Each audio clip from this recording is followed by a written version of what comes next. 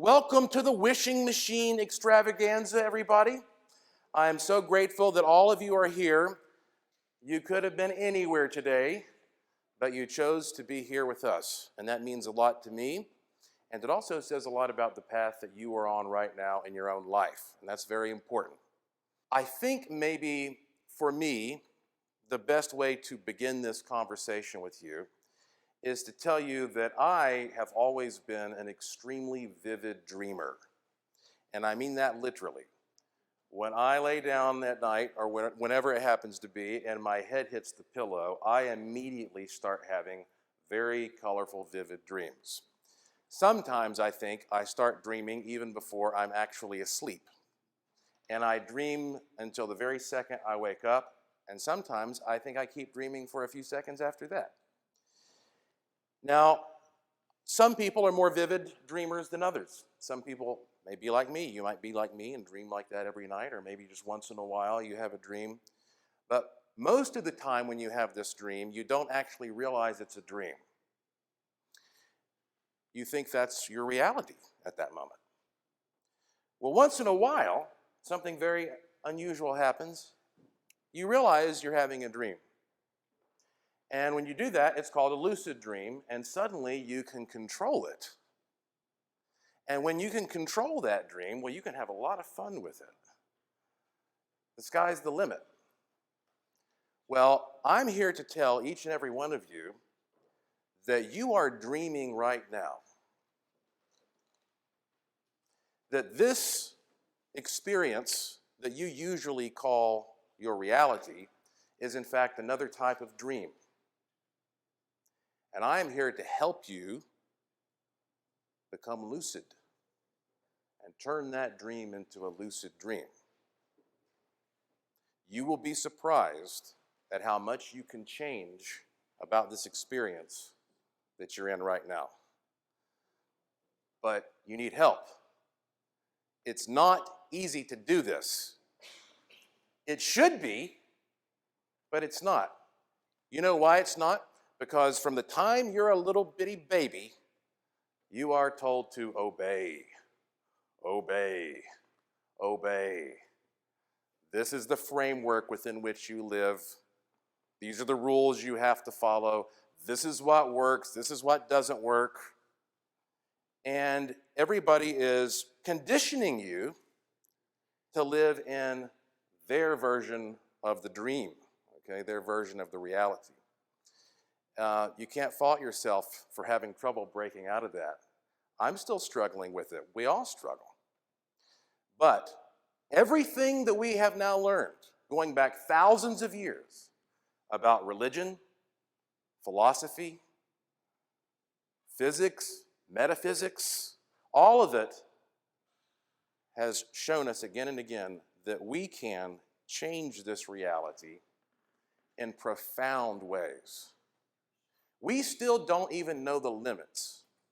I always tell people that these devices work within the natural laws. And that's an easy way of saying, like, probably you're not going to be able to fly like Superman or live forever. But the truth is, we still don't know the limits of the natural laws. We're still trying to figure all that out.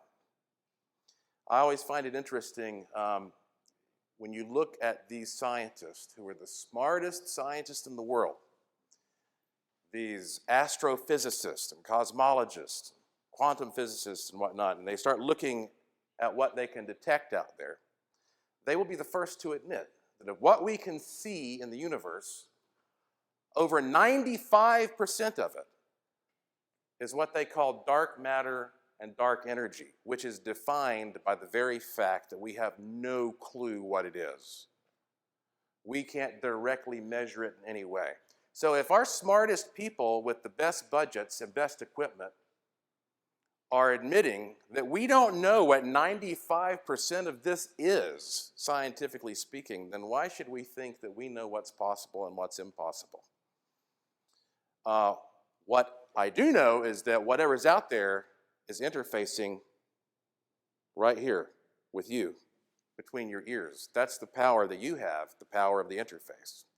And I believe that there are certain tools out there that help empower that interface so that you can start making this dream experience a more lucid one and start controlling things. I hope that analogy helps you a little bit and sets the tone for what might be going on here. If I'm going to be completely honest with you, I don't know how these boxes work. But what I can tell you is that we're making a great deal of progress coming up with tests and experiments that will give us a better and clearer idea of how they may be working. I've got some great theories I'm going to share with you, and we're always coming up with new experiments. But before we dig into this, and trust me, we're going to dig into this as deeply as possible. I'm going to show you what's inside one of these boxes, okay? When we start digging into the nuts and bolts and the science of all this, so to speak, some would call it pseudoscience, I'm going to be very, very, very practical, really, when it comes to my feelings on what's happening here. But let me tell you first a little bit about how I became involved with this, how I discovered it, and some of my own personal experiences. I first learned about this field called radionics. Some call it psionics. It's related to a field called psychotronics. These are all variations. I first learned about this when I was 16 years old. I was working as a clerk at B. Dalton Bookseller at the Asheville Mall, and I was in charge of special orders. And a fella ordered a book by an author named Charles Casamano, and the book was called Psionic Power. And he talked about these machines and even gave instructions on how you might be able to make certain machines, etc. And I was really fascinated by this, and I started dabbling in it even then. It wasn't until about 15 years ago, however, before I finally decided to buy my first machine. It's not very easy to find these. And there are people out there who make machines similar to this, and they sell them for thousands and thousands and thousands of dollars. And I don't think it's worth paying thousands of dollars, frankly. We're very happy that these machines that Dr. Mulder builds are very affordable. So I bought my first machine from a guy in California for $300. And I don't even know what happened to that guy. He may have died. He just sort of disappeared. So I got a machine. I'm going to show you some pictures of that machine later. And when I got it, again, box with knobs, input plate, output plate, I figured, well, for my first wish, I'll wish for $300 back, right? And I'm sure some of you have heard me tell these stories, but that's okay because I think you need to hear them again. So I bought my first box for $300 and I wished for $300 back. Well, here's the thing. You're not really, wishing directly for money is not the most effective way to get money. I know that sounds weird. I'm going to explain that later. We're going to really get into money because everybody wants to know how do you make money with these things, and you can do it. And I'm going to show you how. Sometimes you can wish for it directly, but it's not the best way. Well, I did, and 2 days later, I got a call from a major hotel in the area saying they had a group of dentists in, and they wanted somebody to tell some local stories for an hour, and they were paying $300. And I thought, well, isn't that amazing that it was the exact amount that I'd asked for? Now, I can't prove in a laboratory the cause and effect there, but that was my introduction to how these things work. These boxes seem to function through synchronicity.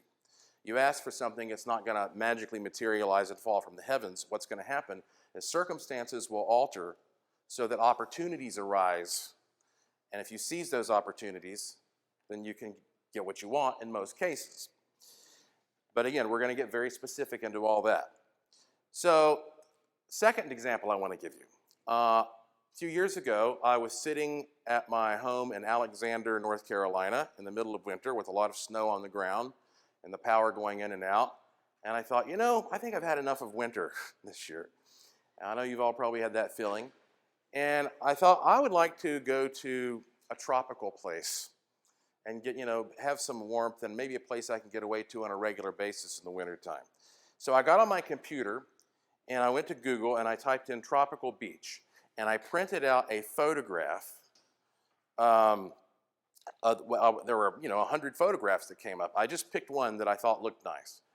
photograph of a tropical beach, palm tree, white sand, turquoise water.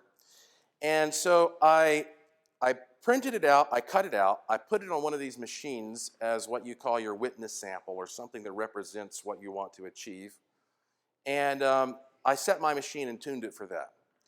Well, I would say, I'm going to say maybe less than 2 weeks later, I got an email from a man in Puerto Rico who said he was having some extreme paranormal activity at his house and wanted to know if I would go down there and investigate it, and he would pay me and he would pay for my trip. And I said, absolutely. So hop on an airplane, go down to Puerto Rico. While I'm there on that trip, I end up meeting a real estate agent who ends up showing me this beautiful 2-story condo right on the beach. It's a place called Boquerón with all kinds of shops and bars and restaurants there, and it's a gated community and a nice swimming pool. And I was just like, this is it. This is the place where I would like to start spending my winters. So we made an arrangement, and now I spend a good chunk of my time in Puerto Rico. Well, I went back to my house in Alexander after this happened, and I was packing some stuff up to take to Puerto Rico, and I saw the wishing machine, and I said, man, that thing really does work, because, you know, this happened, and here it is. And so I got curious. I'd saved that picture as a digital file on my computer. So I went back to my computer, and I found that digital picture, and I looked at the specific name, and I searched for it again. That was a photograph of the Boquerón Beach right behind my condo in Puerto Rico. I didn't even know it. So that's how specifically these things can manifest. You don't even have to know all the variables. But these are mind-powered machines. They're like computers. You know, you always hear garbage in, garbage out. So buying a box is not just enough. You also have to be able to understand how to use it properly. That's why you're here. That's why there's a workshop. That's why if you go to wishingmachineproject.com, there are hours and hours and hours of free videos and audio you can listen to. We're trying to help you to use these effectively. I got to tell you one more story, though. This is my new favorite one. Earlier this year, a guy bought one of these machines in Canada. And he sent me an email, and he said that for 20 years he had been a metal detector. He goes out always looking for stuff in the field. And he said he never found anything made of gold with diamonds. So he set his machine to simply find something gold with diamonds. And he was going to go metal detecting 2 days later. Well, it turns out he didn't get to go metal detecting as he had planned. But nonetheless, he was going into town, walking down a sidewalk, and he looks down, and he sees a gold bracelet with diamonds on it. And he said, you know, I didn't even have to go out looking with my metal detector, and I found it. So he told me this story, and I thought, man, I'm going to try that out, you know, because I'm always thinking of new things to try out with these machines. And you can only use one machine for one wish at one time. So I have many, many, many machines. This one's working on this one's working on that. Yeah. I know people out there who have roomfuls of these, literally, and they're having the time of their lives. So I plug into my machine, same thing, I tune it properly. I want to find something gold with diamonds. My sister Jessica had never been to Puerto Rico, and she came down there to visit me and my wife Lauren. And I like to snorkel, and so I took my sister to go snorkeling. We went to this little island off the coast of Puerto Rico called Gilligan's Island. It's true. It was on a Monday. There were very few people around. And I went off to a little secluded corner of the island, at first by myself. And I sat there on the floor of the sea with the nice, clear turquoise water up to my neck, just relaxing in the sun. And after a little bit, my wife came over there, and she sat down next to me. And she really likes seashells. So when she's around, I'm always looking to see if I can find a nice little shell or something. So here I am feeling around in the sand, and I reach down, what is that? And I'm going to show you what I pulled out of the sea. This is the actual men's 14-karat gold ring with 9 diamonds in it that I pulled right out of the sand after I had tuned that into my wishing machine. I have never found anything like this in my life. It just happens to be your size. It perfectly fits me. Can you believe that? That was the first thing I did. I got it, and it perfectly fits my finger. It's a little blingy for me, so I don't usually wear it. But it's a nice conversation piece. And my wife saw me pull this out of the sea, and I don't want to repeat the words that came from her mouth, but they were words of great surprise. So, I could go on and on and on telling you about my personal experiences. And of course, I am behind, way behind, on posting testimonials on our Wishing Machine Project website, because every single day I get news stories. Guy hit the lottery the other day, bottom thanked me, says, "Oh, I've always wanted to hit the lottery, thank you." I'm like, I haven't even hit the lottery, but you know what? I haven't tried. And I'm going to tell you again why that sometimes you got to wish a very certain way for what you want to get it. All right. All that said, let me go ahead and give you a short presentation to start hopefully giving you a perspective on why these things might work the way they do. I guess I will tell you this one last thing, though. You know, when Thomas Edison invented the phonograph, a lot of people thought it was a hoax.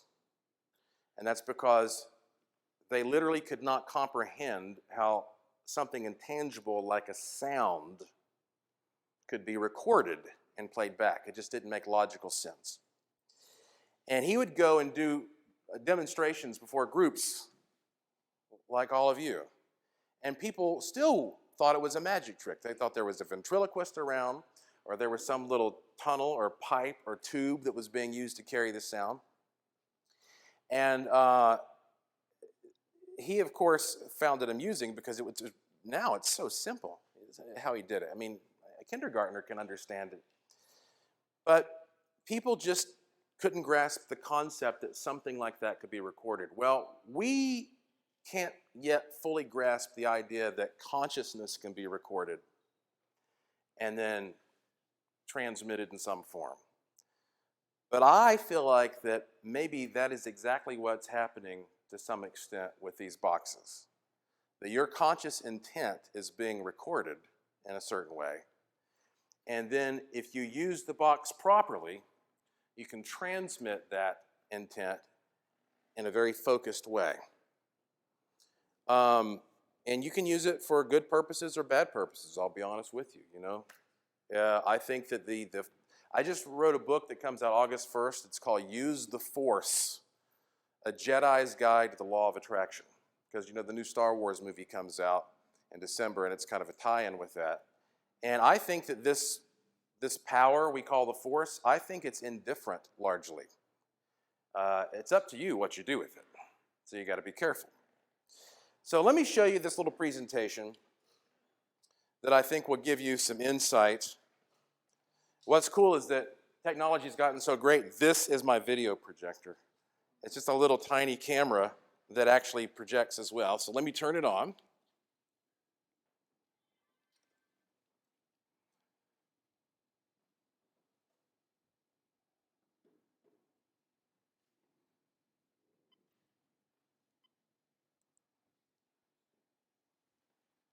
And I'm going to kill the lights.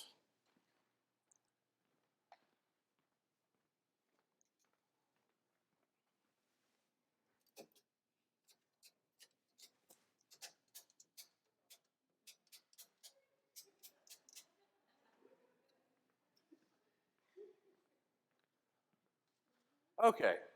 Now, I know that's not the greatest picture because it was taken with kind of a low-quality camera, but it's still a cool picture. You can see here, I'm standing on the right. Next to me is my buddy Robert McGee, who's a fellow investigator. And here we are taking measurements off of a martial artist in Chicago named Grandmaster Tom Cameron. Now, Tom Cameron has been featured by Ripley's Believe It or Not.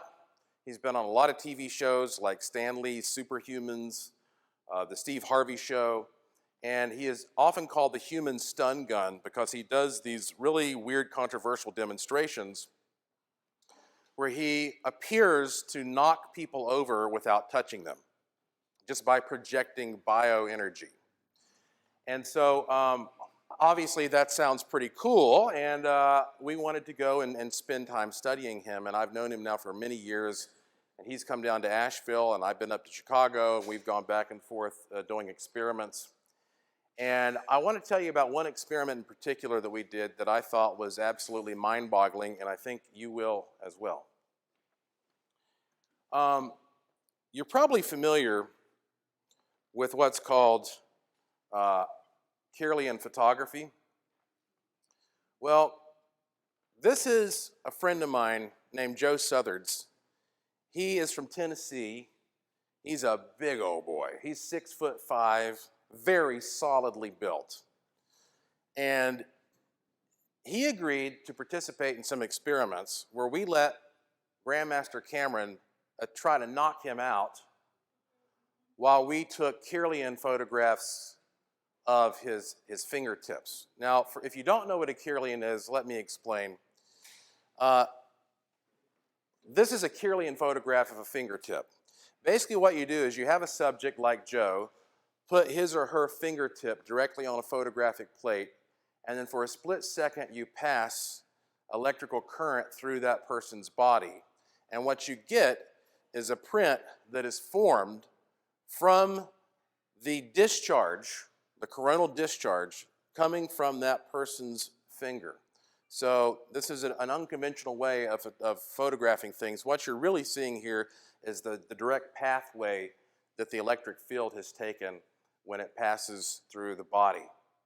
So here's how we set up an experiment.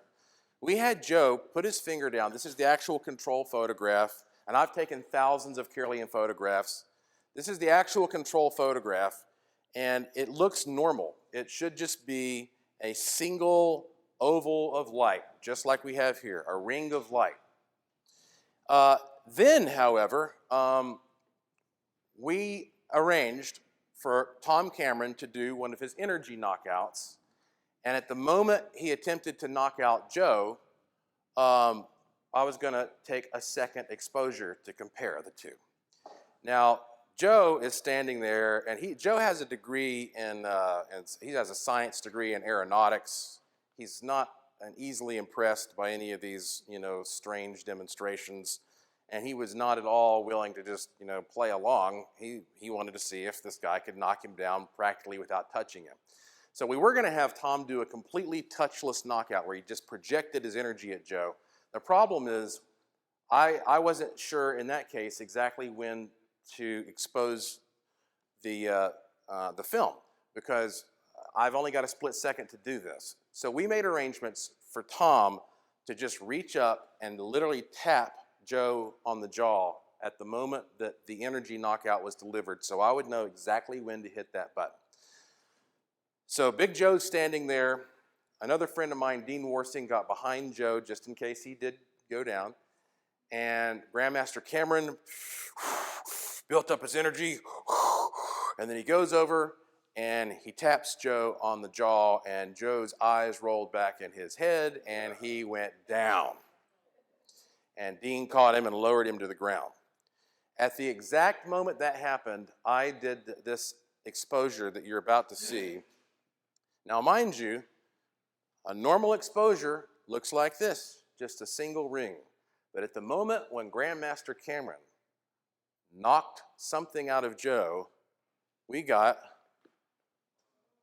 not one, but two rings of energy. Now, mind you, this is not a smear or a blur. You can actually see two distinct rings that are slightly overlapping. What we apparently have here is evidence that Joe's energy body was literally knocked ajar from his physical body at the moment this energy blow was delivered. And I have talked over the years to several people who have told me they've had experiences where they believe they were knocked out of their bodies. One guy he was on a baseball team when he was a teenager, and he said that the pitcher threw the ball and hit him right in the teeth. And it knocked him out of his body. He said he next thing he knows, he's standing next to his body. He hears everybody in the crowd screaming. He sees himself lying there with blood all over his face. And then a few seconds later, he snapped back into his body. Now, this may be the first time that this phenomenon has ever been documented on film. I know of no other person who has captured such a thing, and I know of no other person who's attempted to do that type of an experiment. But if we are indeed looking at the idea that an energy body could be knocked ajar from the physical body, that opens up the very real possibility that you have an energy about you that can be extended and perhaps even transported in ways that we are just beginning to understand.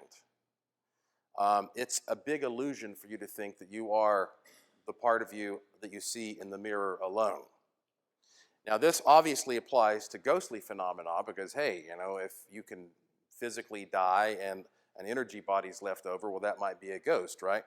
But I think you might see how this is starting to tie into the possibility that human energy might be transmitted by using some of these devices as well. Obviously, you're going to see later on in the basement, I have a laboratory and a museum, and I'm always doing experiments and I'm trying to measure things. I went to college and studied mass communication. However, I mentored for 15 years under a NASA scientist named Charles Yost. He was actually a NASA Hall of Fame scientist. He was mainly known for being one of the inventors of memory foam. Some people call it Tempur-Pedic foam. But he was a big practitioner of electrostatics experimentations and electromagnetics, all kinds of spacecraft applications. So I learned a lot over those 15 years about how to do lab experiments. And I'm always tinkering and toying around. And so be mindful of that when it comes to the approach that I've taken to this very bizarre subject that we're going to dig into right now called radionics. First off, let me ask you a question. Okay, imagine this. Let's say you happen to find yourself in a bar in downtown Asheville on a Friday night, and things are getting a little bit rowdy, and you're in there with someone you love, and some jerk at the bar starts saying things that are inappropriate to your loved one. And this escalates to the point where you decide to take physical action. You are going to punch this person. It's a real likelihood anyway. And right when you're about to punch that person, you see this on that person.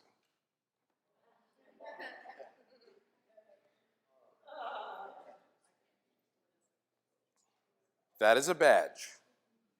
Is that going to change how you decide the next few seconds of your behavior will unveil and develop? This is just a symbol. That's all it is. It's just a symbol.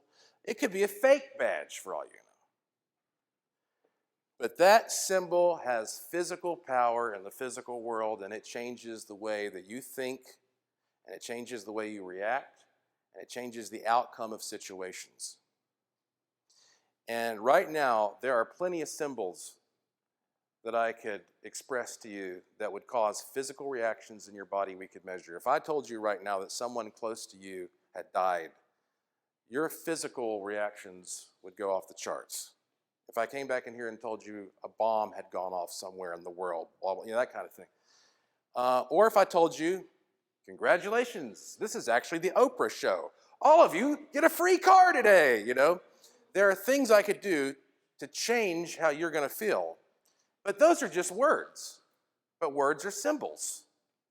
Words are symbols, pictures are symbols. There are symbols all around us, and in fact, the truth is, these symbols represent energy, and those energies rule the world and control the world in a very real, tangible way. What do you think that piece of paper is in your wallet that's got printing on it? I'm not going to go down this whole rabbit hole discussion of how our currency has got very little intrinsic value these days. You probably already know that. It's mainly zeros and ones on somebody's computer out there. But we all know it makes the world go round, right? All these symbols are what controls us. And if you think about it, though, as I said, these symbols, they represent an energy pattern that physical matter adheres to. If that didn't make sense, let me phrase it this way. There is a field of study called cymatics. And basically what you do is you take something like a table and you sprinkle sand all over it, and you put a speaker underneath it and blast tones on that speaker. And when you do that, the particles of sand snap into these beautiful patterns and designs. And if you use some kind of a semi-solid, kind of liquidy substance like cornstarch and water, they rise up, these designs, to nice three-dimensional forms. Basically, everything in the universe starts with a vibrational pattern. And the matter is just the byproduct that sort of congeals to that. And by looking at these patterns in nature and how they relate to symbols, you can start to understand how that everything is interrelated on some kind of a symbolic level. Okay, let me move on to this, for example. This is an example of how you find these incredible patterns in nature. This is part of what's called a Fibonacci sequence. Fibonacci was a very esteemed mathematician in the Middle Ages, and he discovered this very simple but really interesting sequence. If you take two things that are represented by, in this case, the number 1 due to their size, and you put them together, and then you add them. 1 plus 1 equals 2, and you represent the size of that area. And then you say 2 plus 1 equals 3, and you represent the size of that area. And then 3 plus 2 equals 5, and you keep doing this. 5 plus 3 equals 8. If you keep doing this, and then you draw a line through the center of each one of those areas, you end up with a spiral. This is called the Fibonacci spiral. And it's a very beautiful, simple, elegant way of understanding the relationship between numbers and images. And so if you're minded, I'm not the best math student, trust me. So, I need pictures of numbers sometimes to understand what the heck is going on. But what you find most intriguingly, perhaps, is that this spiral, this Fibonacci spiral, is found all throughout nature, all throughout the universe. And I'm sorry if I'm blocking anybody's view. I'm trying to move around a little bit here as I do this. A simple seashell frequently will have a Fibonacci spiral. You find it all throughout the cosmos, okay? Various galaxies and forms within those galaxies. The small level, the big level, it doesn't matter. You always find these patterns, some kind of a common thread that's represented by the energy forms that matter may be attracted to in different ways. But it's still the same type of energy pattern that connects everything together somehow. Of course, another example of these patterns that has been especially noted by artists and architects is what they call the golden mean, or the golden ratio, which is a ratio of 1 to 1.618. So basically what that means is you can see it in the human body. You can see it the same kind of proportion when you look at a lot of the ancient buildings and sacred sites, 1 to 1.618. It is, again, a perfect balance that just seems to be very aesthetically pleasing, and it's also very stable in architectural design. Leonardo da Vinci was a big, big fan of it, as were most of the great artists. In fact, the golden mean, or the golden ratio, is also apparent in the face on the Mona Lisa. May have something to do with why the Mona Lisa is always considered such an intriguing image. So again, it has to do with that relationship between length and width. 1 to 1.618. These patterns are so interesting that if you start looking at them and thinking about them, you can perfect them into symbols. So if you were to take, for example, this golden ratio that shows up in the face of the Mona Lisa and at the Parthenon and whatnot, and you were to reproduce that on a raw symbol, it would look something like this. Here's a more complex version of it. People make these things and call them golden ratio antennas. So this is supposed to be the most perfect, well-balanced, pleasing thing you've ever seen. You're welcome, folks. Good night. This golden ratio antenna is something a lot of spiritual practitioners use before they do their spiritual work. I started using these things a long time ago. You print them out, put them around places where you want to relax or places where you're about to do some work. And again, it's supposed to create a nice balanced field because you think about the way you felt when you looked at the badge in the context I gave you. Well, this should give you another kind of feeling. But we like to use symbols because symbols don't always have the same baggage attached to them if we're not familiar with them, right? So if you've never seen that before, and that doesn't directly mean anything to you, it doesn't mean you're still not going to have a reaction to it. You're going to still have a mental and physical reaction.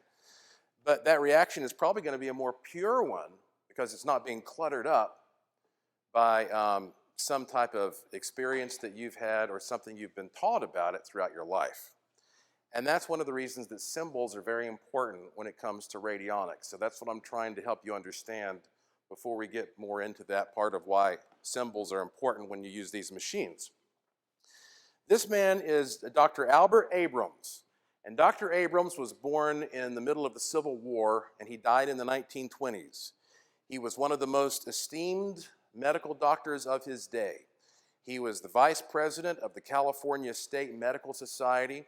He was the president of a medical society in San Francisco. And he was the quote-unquote inventor of modern radionics as we know it. You can thank this man right here for these machines to some extent. And now let me tell you how that happened. How did an esteemed medical doctor get involved with these weirdo machines? Well, he was treating a patient one day for cancer.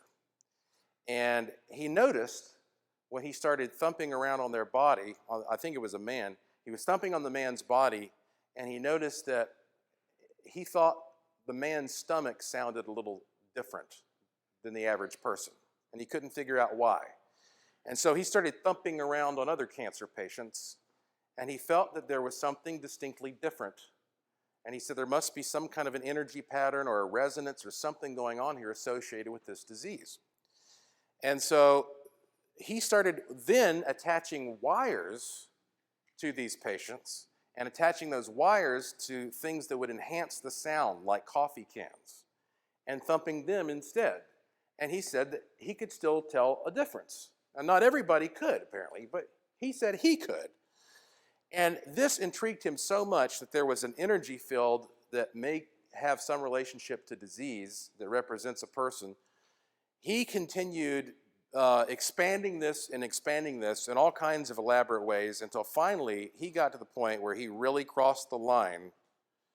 Instead of attaching these coffee cans to people, he would attach them to pictures of people and said it worked just the same way. And that's when everybody said, this guy's lost his mind. The problem is he was having a lot of success and a lot of very happy patients.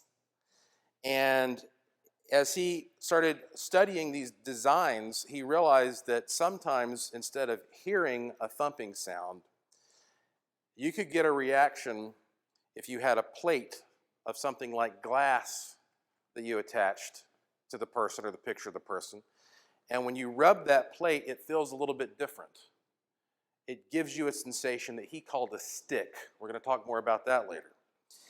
And the idea behind the stick is that when you get a stick, there's something happening to your own bioenergy field that is connecting to the bioenergy field that you're researching that gives this kind of attractive sensation. So he started creating these devices and using them for medical purposes, which is a big, big no-no. And he knew that, but he didn't care.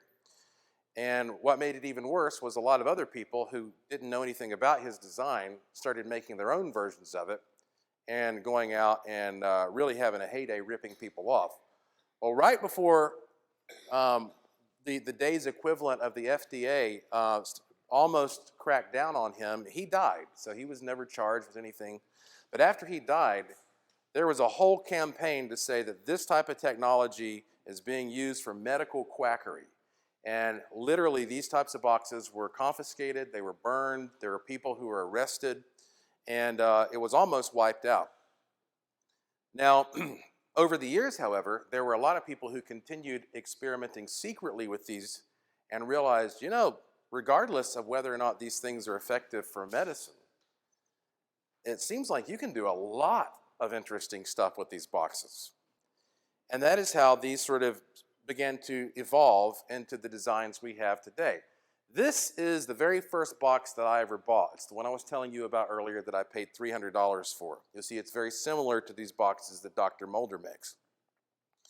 And on this box, there's your input plate, there's your output plate. It's got 9 knobs. It's a nice wooden box.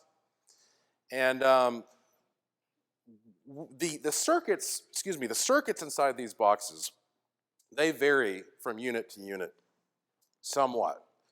Usually they don't make a lot of sense electronically. I will tell you, I have never built a radionics box. Dr. Mulder is here, however, and I'm going to give him an opportunity to address what is inside his machines to whatever extent he feels comfortable. But usually they have a circuit inside which is built upon the trial and error experimentation of the engineer, as well as whatever he has learned from his mentors. It usually consists of some type of very specifically chosen crystals. Often you'll find Tesla coil type harmonics. Sometimes you'll find bits of sacred geometry design. There are a number of different, circuits, and the people who build these boxes are very protective of their designs, understandably. And when you buy these boxes, they say, don't open the box, it won't work anymore. And a lot of times they glue these pieces into place a certain way so that it literally will tear the circuit apart if you open the box. Well, I got this box and it was working. I was like, there's no way I'm not opening this thing, okay? I know it sucks because it was a nice box, it was doing a good job, but I just had to know. I'm that kind of guy. So I got together with my friends one night, and we had a big let's open the radionics box party. And fun at Joshua Warren's house. And that is what we saw as soon as we opened it. So each one of these knobs inside this box, and I'm not telling you this is what's inside Dr. Mulder's boxes, I'm telling you this is what was inside of this box. This box had 9 knobs on it that all were essentially potentiometers, which is just like the knob on a radio that you would use to turn the volume up or down. And there is a circuit that roughly mimics a traditional electronic circuit that goes around and connects all these knobs together. And there was a piece of copper shaped like a funnel that was inserted at certain areas inside here, which is very interesting because it reminds you of the horn on a phonograph, so to speak, where maybe you're trying to take an energy from one frequency and condense it down to another, or vice versa. But here's the thing that really threw us for a loop. There was one part of the circuit that was literally drawn into place. And this is where you get into the area that people will call techno-shamanism. Where do we draw the line between science and voodoo, right? Well, here's one thing I will tell you. Even a printed circuit can carry electricity. In fact, if you go to YouTube and you type in like graphite circuit, you'll see where school kids will take a piece of paper and a pencil, and they'll make a circuit, and they'll put a light bulb on one side of the drawing and a battery on the other, and the light bulb will light up. That's true. So, I mean, even a drawing can carry physical energy from a Newtonian perspective. But maybe there's something more going on here. You can see there are all kinds of interesting little things. There's a battery of some kind drawn in here, some kind of, looks like a similar schematic to a capacitor with a transformer and a coil in there. And so that's when I really started to understand just how out there these things can be. Because this box was working for me, How does that translate into something that works? Well, we're going to explore that. We're going to try to understand more about it. This box is becoming more popular than ever. In 2012, I was a cast member on a show on the Travel Channel called Paranormal Paparazzi. I was on every single episode for a whole season. And I always had a wishing machine on my desk in New York. And so people all over the country would say, "What is that box you've got?" And so I started talking about it. I have a friend who works for the TSA, and he told me the other day that it's once in a while he'll have a person come through the airport with this weird box with knobs on it, and the person's so nervous, that the TSA agents aren't going to know what it is, and he says, "We know it's a wishing machine," and it surprises people that the TSA know what wishing machines are. So, it's much more common than you might think. And I believe, okay, now, let's talk about one concept here behind how these things might work. If you take a tuning fork and you strike it near another tuning fork, and that tuning fork is tuned to the same key, that second tuning fork will start to resonate, even without any physical contact.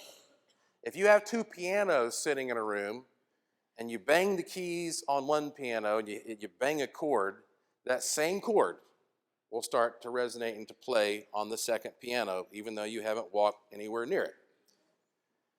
That is called sympathetic resonance. It is a scientific principle that is used every single day in all kinds of inventions and all kinds of different detection instrumentation. Sympathetic resonance. The idea is very simply that when you project an energy field of any kind, you activate a corresponding energy field that's sent back to you. Anything that transmits can also be a receiver. So when your brain is transmitting some type of a thought or feeling or emotion, what's happening is that out there in the universe, which is full of an infinity of a plethora of frequencies, when you send a frequency out, it picks out that corresponding frequency in the universe, and that is what gets transmitted back to you. Again, this is a scientific principle, sympathetic resonance. But here's the problem. You read all these books about like law of attraction, and these books where they talk about creative visualization, and usually what they'll say is, you just have to stay focused all the time. Don't think about any bad stuff. Just keep positive, and keep your goal in mind.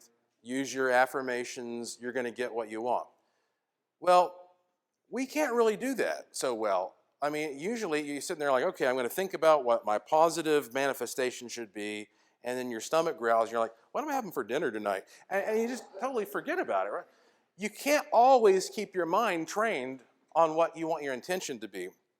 Well, wouldn't it be amazing if there were a technology that would actually capture that intention and continue transmitting it for you even when you do go and change your thoughts and have dinner? I think that may be similar to what's happening with these devices, something that I call ASR, automated sympathetic resonance. So, in other words, let's say you're going to take a trip and you get in your car and you're going to drive from point A to point B. Well, you can do that a number of ways. One way would be to keep a map there if you don't know exactly where you're going. And that map's right next to you, and from time to time, it requires your attention. You're going to have to pause, and you're going to have to look at this map and think about it, and then go back to driving. On the other hand, if you have a GPS device, you can just punch in those coordinates, hit the button, and it starts talking to you and telling you where to go. May not be accurate 100% of the time, but it works most of the time for me, and I like that. You know, maybe I'm just lazy, but I like having a little box there that can do the work and help me get to where I want to get so I don't have to pay constant attention to it. Well, it may be that that isn't indeed what's happening with these boxes, that somehow some of these boxes are able to capture that intention and to keep your thoughts on track, even though you may be thinking about something else. And that's why you put your intention into it and you set it somewhere else. Okay, that's just a picture from Puerto Rico. Okay, I'm going to turn the lights back on now.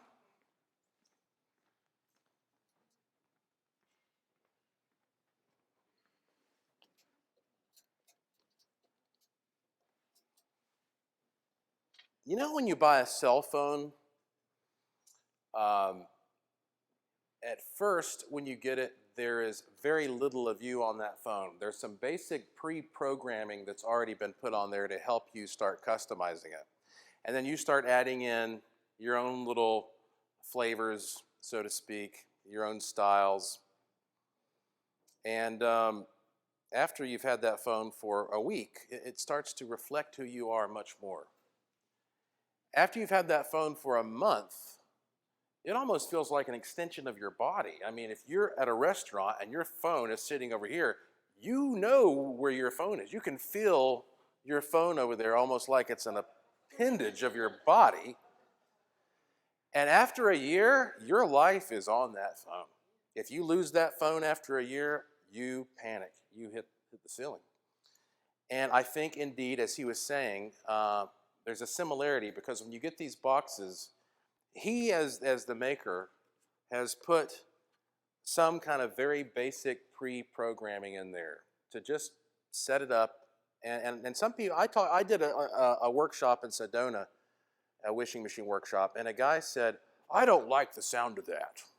I said, "What do you mean?" He goes, "I don't like the idea that he put some pre-programming in it." I said, "He built it. How could there not be a piece of the maker in the thing?" You know, I don't know how you get around that. Every one of these is handmade. And they're made very specifically. There's a reason that this is usually wood, and there's a reason that this is plastic, and this is metal, et cetera, et cetera.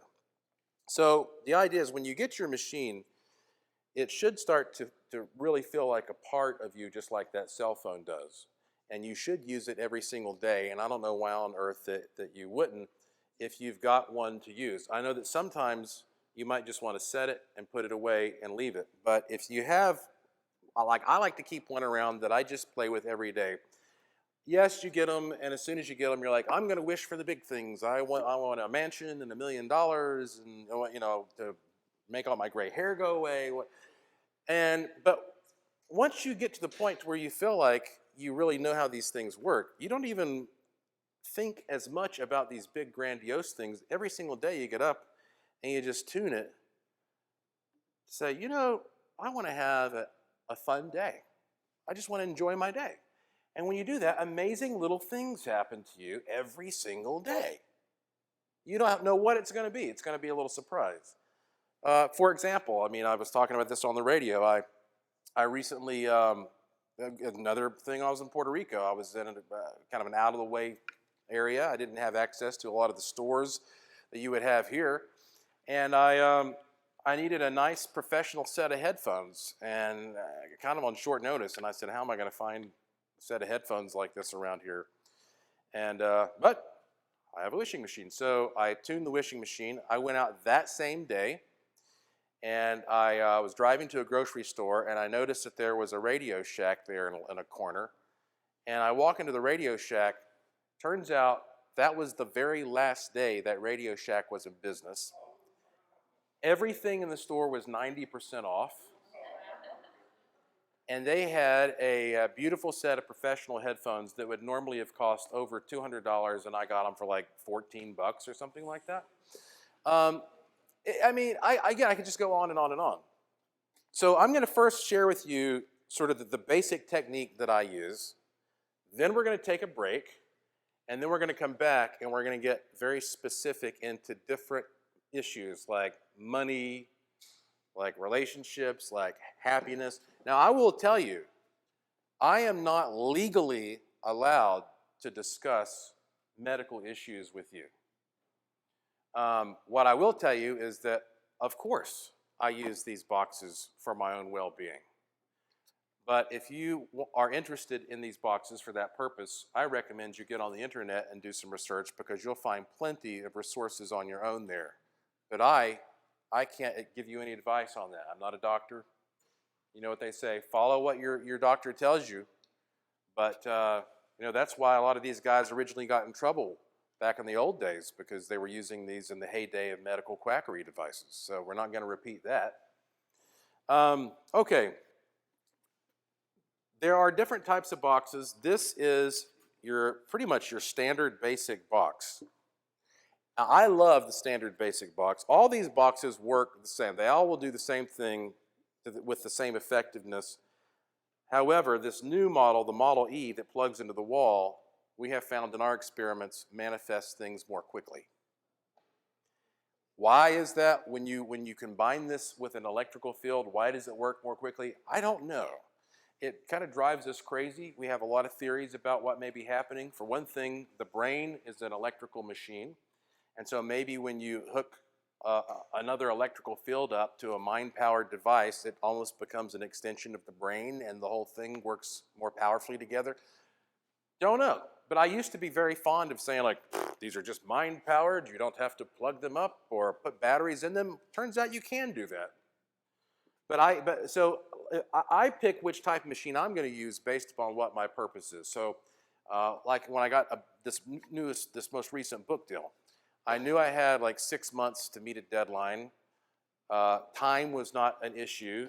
And so I sat down and I just tuned it to help me have, you know, good writer's flow and all that kind of stuff for about 6 months.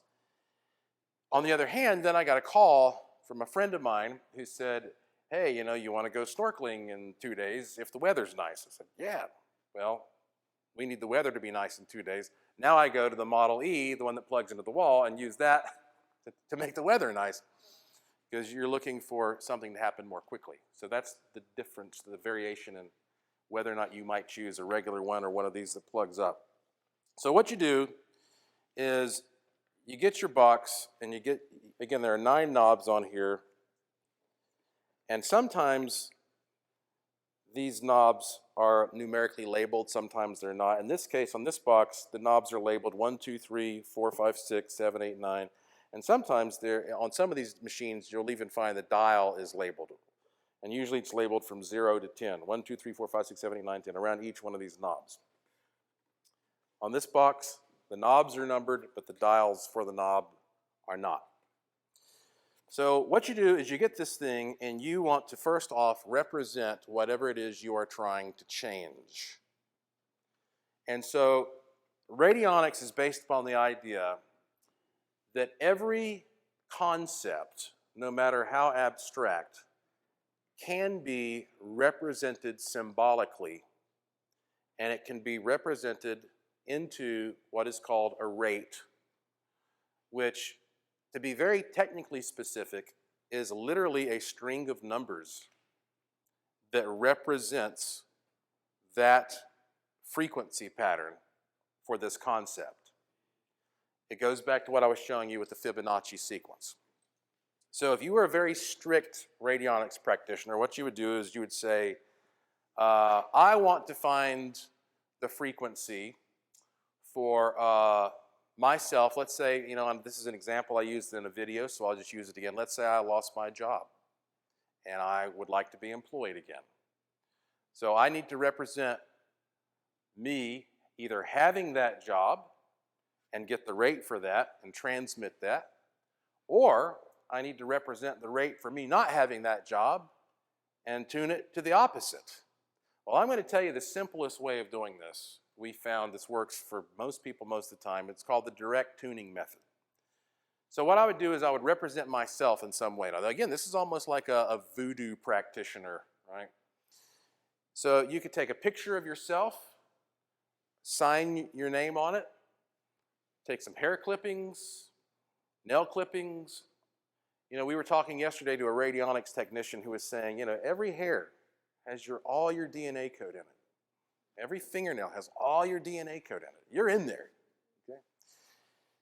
You take that to represent who you are, and I recommend that you use these machines mainly on yourself. Can you use them on other people? Yes, you can, but it's not recommended because you never know all of somebody else's variables in all their life situation. You may think you do, but you usually don't. So you represent yourself, and then secondly, you represent what you want to achieve. So in this case, you would want to say, I have a particular dream job. You know, let's say your dream job is, you want to be an auto mechanic or something. So you go and you find pictures on the internet that represent being an auto mechanic. You print those out, you put them on there. You might actually go see an auto mechanic, get a business card. You might even get something that really brings the reality to you. You might go to an auto mechanic shop and you might find a greasy, oily old piece of rag or some kind of, paper towel, and it has the smell and the feel. Get whatever you can to help you really sort of capture the feeling for what you want. And you put all that together into what's called your witness sample on that input plate. Now, Dr. Mulder was talking about some of these boxes that he makes that are called upgraded boxes, and they have a jack on the side. And one of the things you can do with that jack is you could plug something into it like a container. So with this example I was just giving, if you've got a big old dirty greasy rag and all kinds of stuff like that, you might not want to stick it all directly on top of your nice little machine. So that would be an occasion where you would use an upgraded model where you'd plug into that jack, and then you might hook that to a tin can and put everything in the tin can. That's just one example. Once you've represented that, now you have to find the rate for it. And there are 3 different ways of finding a rate. The traditional way, which comes from Albert Abrams, is the stick plate. So here's how I do it. Take my left hand, because I'm right-handed. It doesn't really matter. We've had people ask about that before, and it doesn't matter if you're right-handed or left-handed. You can turn this box any way you want as you do this. But if you look at it right side up like this, I take my left hand and I put it on the first knob. And then I take my right index finger and I relax the hand and I just stroke from left to right very softly with the flat part of the tip of my right index finger, right across the middle of this plate. It doesn't have to be perfectly in the middle. And as I do that, I slowly turn this knob clockwise from left to right. And I don't even look at it half the time because I'm just feeling with my fingertips. Now, this is a piece of plastic and it's supposed to feel smooth. However, if you were to lick your finger and rub it on that plastic, suddenly it'd feel sticky. It'd feel like it grabs your finger a little bit. Well, that is the closest description I can give you of what a stick feels like. So you are waiting for a moment when something happens between you and this box. There's a moment of attraction between you two where it's like you connect with it. That's a stick. And when you get that stick, you leave that knob exactly where it was. Now, if you turn it all the way from left to right and you never get a stick, turn it all the way back left and try it a second time. If you don't get a stick a second time, leave it. Leave it where it is and move on to the next knob. Sometimes that's what, you're just not going to get a stick, and that's okay. It skips a digit. So you want to do this for each one of these knobs. And when you are finished, each one of these knobs will be in a slightly different position. At that point, a very technical radionics practitioner would go through and would record the number for each one of these knobs. He would say, well, this one landed on a number 8, and this one landed on a number 4, and this one landed on a number 6, et cetera, et cetera, et cetera, and he would write that down, and that would be the rate. The truth is, though, you don't have to do that. For the casual radionics operator, you don't even need to know the rate. That's how you find it, if you've got that rate, you can work with it as you get more advanced in radionics, but you can just leave those knobs where they are, put this thing away, and that's it. And that's one method. Some people just don't like the whole stick thing. It just doesn't work for them. Well, in that case, here's the second method. The second method is called the pendulum method. And you can take any sort of pendulum-like device. Sometimes, I just get a piece of fishing line with a sinker on it. It makes a beautiful pendulum. I also have really nice pendulums that cost $100 that I bought, in some crystal shop in Sedona or whatever, This is a pendant. We have some really cool pendants that we're selling outside. Speaking of Sedona, that's where I got these. We only have 2 of these, I will tell you that. I don't know, maybe we've already sold those 2, but this has minerals in it, and it gives it a nice weight, so it actually functions as a pretty good pendulum. And if you're using the pendulum method, you do the same thing, except instead of looking for the stick, you're going to look for the motion of the pendulum. So if you have a shorter pendulum, you could say sit at a table, and you could rest your elbow on the table and hold it between your thumb and your index finger like that. Or, if you think you can get a more sensitive pendulum by standing up, that's fine. I usually kind of like to sit down at a table with it, though, and hold it about like that, right over the middle of that plate. And it's okay for your elbow to be resting. And what you want to do is you want to look at that pendulum, and you want to establish in your own mind how this pendulum is going to basically respond or react to your intentions. It's called programming. So you're going to program this pendulum. When I get to the right number, you're going to do this. And you intentionally swing that thing clockwise. And when you do that, what you've done is you've conditioned your body, and you've formed what's called, it's actually called automatism. An automatism reaction between you and the pendulum. So in other words, tiny little motions in your body are going to be exaggerated now, and you're going to be able to see them more easily in this pendulum.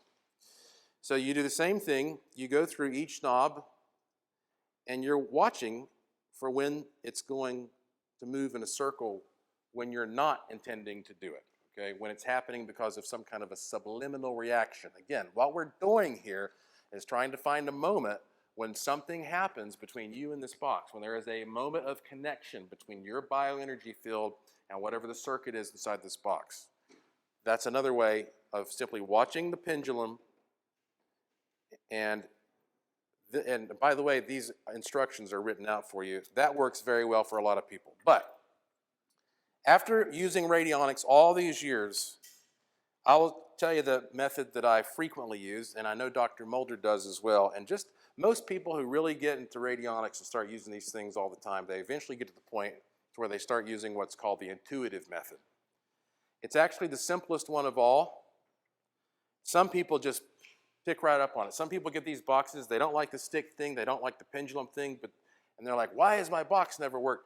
And then they start using the intuitive thing, and they're like, oh, now I get it, because that's how they connect. The intuitive method is the simplest of all. What you do is you pick up your box, you represent what it is you want or want to change.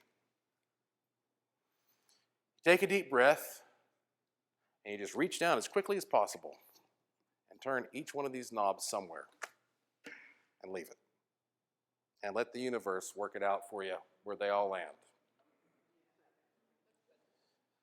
Yeah, that's kind of nice, isn't it?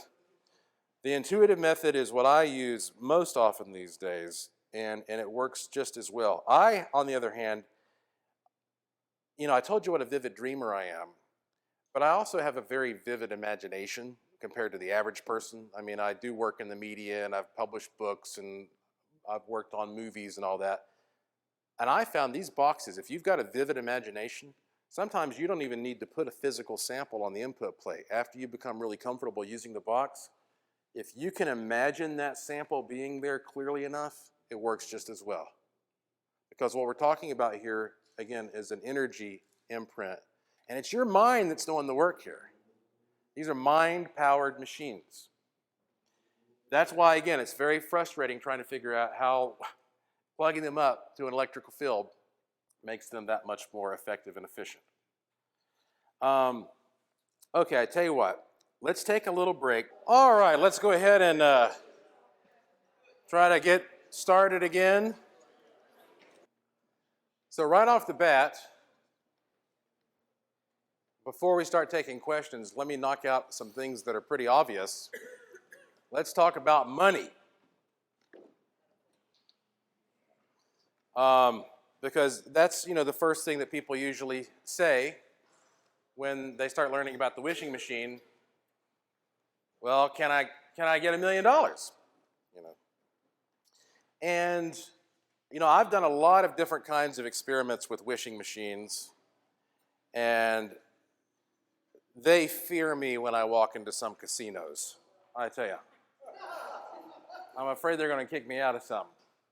I've had some experiences where they're like, something fishy's going on here, and all I do is use the wishing machine. Here are a number of things to consider when it comes to money. The first thing you have to understand is that money does not actually exist in your mind in a real, tangible way. The things that money gets you are the things that exist in your mind in a real, tangible way. I guess, you know what, before I even make that leap, let me put it to you this way. There was a lady who contacted me one time, and she said, I've never really been happy in my entire life. She said, how do I wish for happiness? Do I just write on this thing, I want to be happy? With a picture of myself? How do I do that? And I told her, well, if you've never been happy in your whole life, you don't know what happiness is. So how can you wish for something if you don't have an experience that you can connect with in a realistic way? Because again, this is a mind-powered machine. So I told her, the word happiness, it doesn't mean anything to you at this point other than something you can't attain, and that's not good. You don't want to be putting negative intention into the thing. I said, instead, here's what I want you to do. Look back at your entire life and think of the moment when you were happiest, because surely some moments had to be better than others, right? I said, and it could be a simple thing. It could be when you were eating an ice cream cone when you were a kid, or watching a sunset, or it could have been when someone paid you a nice compliment one day, or maybe when you did something nice for somebody else, or maybe it was laughing at a really funny joke. It doesn't have to be some giant, major, life-altering thing. Just think of a moment that made you feel as close as possible to how you want to feel. And let's capture that moment. And let's make that your definition of happiness. And let's start working from there. And a light bulb went off in her head. And I felt like for the first time in her life, she finally understood in a realistic, meaningful way how to begin attracting what it is that she actually wanted. And that's step one. You have to figure that out. Too many people get these machines and they just say, I want to get money. And they write something about money, or they put a $100 bill on it. And all these things can be helpful. But it depends on how you view money. Your view of money is what's important because you're powering the machine with your mind. I can't say that enough times. So what I found, though, is the most effective thing is to skip the whole wishing for money part and wish for what you want if you had the money. Because that's a real experience that you're looking for, something that you can relate to in a more meaningful way. So you think of the money as the means to the end. Well, let's just, cut that part right out and let's just get to the end. And it's amazing how little money you need compared to how much you think you need to get the things you actually want in life. And that's why you hear it all the time, it's a cliche, the best things in life can't be bought with money. Millionaires and billionaires will tell you that every time. You can buy a lot of cool stuff, a lot of cool toys, but it will not buy you happiness. So if you want a nice big fancy mansion on a cliff in Maine with waves crashing on the rocks, fine, great. You don't even have to start figuring out how much that would cost you. You just start thinking about that house and you start representing that house. But you know, the problem is though, if you're living in an alleyway and you got a wishing machine and you start thinking about that house on the cliff in Maine, that is going to feel so dishonest to you that you can have that house. It's probably not going to happen for you. That's because every wish that you make has to feel like an honest wish, something that could come true.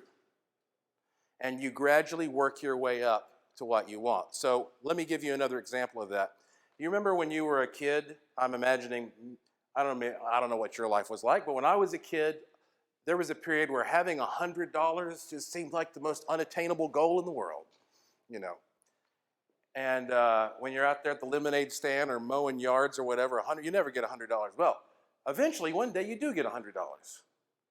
And once you get $100, well now, $100 just comes and goes.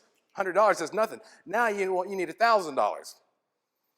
And eventually you get that $1,000. And once you have $1,000, well, you've hit that goal, and now $1,000 comes and goes.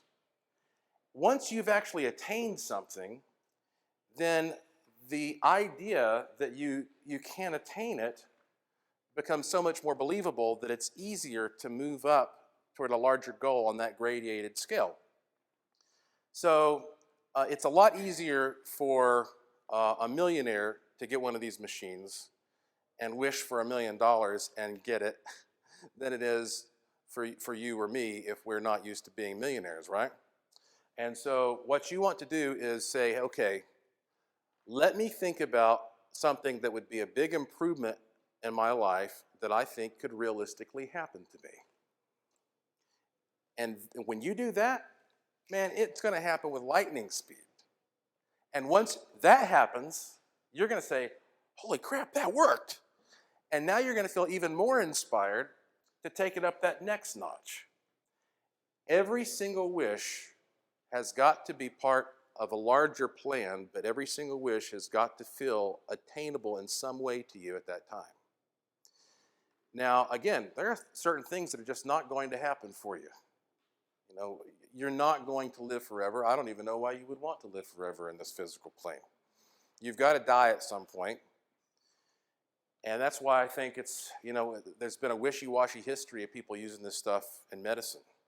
Even doctors can't guarantee you that the things that are approved are going to work for you. You know, there's always some new drug being pulled off the market. Look at the ads for these drugs they sell you these days. You know, it's almost an old joke to go down the list of, you know, this is going to leak and that's going to hurt and this might fall off. Even the mainstream stuff they're selling you. So medically speaking, look, you were designed to have a certain lifespan here, and due to sheer entropy, that's going to, you're going to break down, things are going to fall apart, and eventually, you know, you're going to move on to the next place you're supposed to be. There's a fine line there where some things can be caught and some things can be improved. But eventually, you're going to live a life and you're going to move on to whatever your next experience is. So again, let's go back to money. Wish for the thing that you want with the money instead of wishing directly for the money itself. Now, it also, there comes a point when it is nice, though, to remind yourself of this feeling of abundance. One thing I always try to do is carry a $100 bill in my wallet. Okay, and I'm not going to tell you what pocket I keep my wallet in.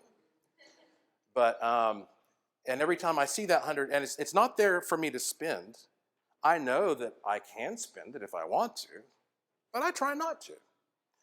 Just because it's there as a reminder for me that I have some kind of abundance. I'm not broke, right? And it's amazing how little reminders like that help you keep a positive outlook and use that automated sympathetic resonance, or at very least that sympathetic resonance I was talking about. When you feel abundant and you release that feeling, it's going to activate a corresponding signal that comes back to you. Another thing, if you get one of these boxes and you want to hit the lottery, and people, they write me all the time and say, I want to hit the lottery. And again, a guy did hit the lottery just recently. He bought a machine, said, I'm going to buy a machine to hit the lottery, and I'll be darned if he didn't do it. So it can happen, but we always tell people, now think about this. Yes, you have your grand, powerful intentions, but you're not the only person in the world. Everybody else also has some kind of intention. And if all of you are focusing on the exact same thing, or something close enough to the exact same thing at the same time, the mathematical fact is the odds go down that your intention is going to be the one to get it. I mean, you can say, I would like to have a pink Cadillac. That's my goal, you know, and you can plug that in. And it's pretty easy. I guarantee you'll get a pink Cadillac. But if you sit down and you say, I want the pink Cadillac that Elvis drove, you know, you're getting too specific at this point, and now the odds are much more challenging for you. So that's why I hardly ever play the lotto, but I always go to casinos. I'm not advocating gambling, okay? It's not for everybody, but it's worked for me quite well. And what I'll do is, I do a lot of speaking engagements, and frequently I get hired to speak at some kind of a conference which is held at a resort with a casino. And so I'll have a wishing machine, and I'll sit down and I'll tune that thing, and I'll walk into that casino, and you know, I could tell you, I guess I could show you some of the tax statements from some of my winnings. I hate to sound like I'm bragging. I'm just telling you, you know, for me, a casino is a laboratory.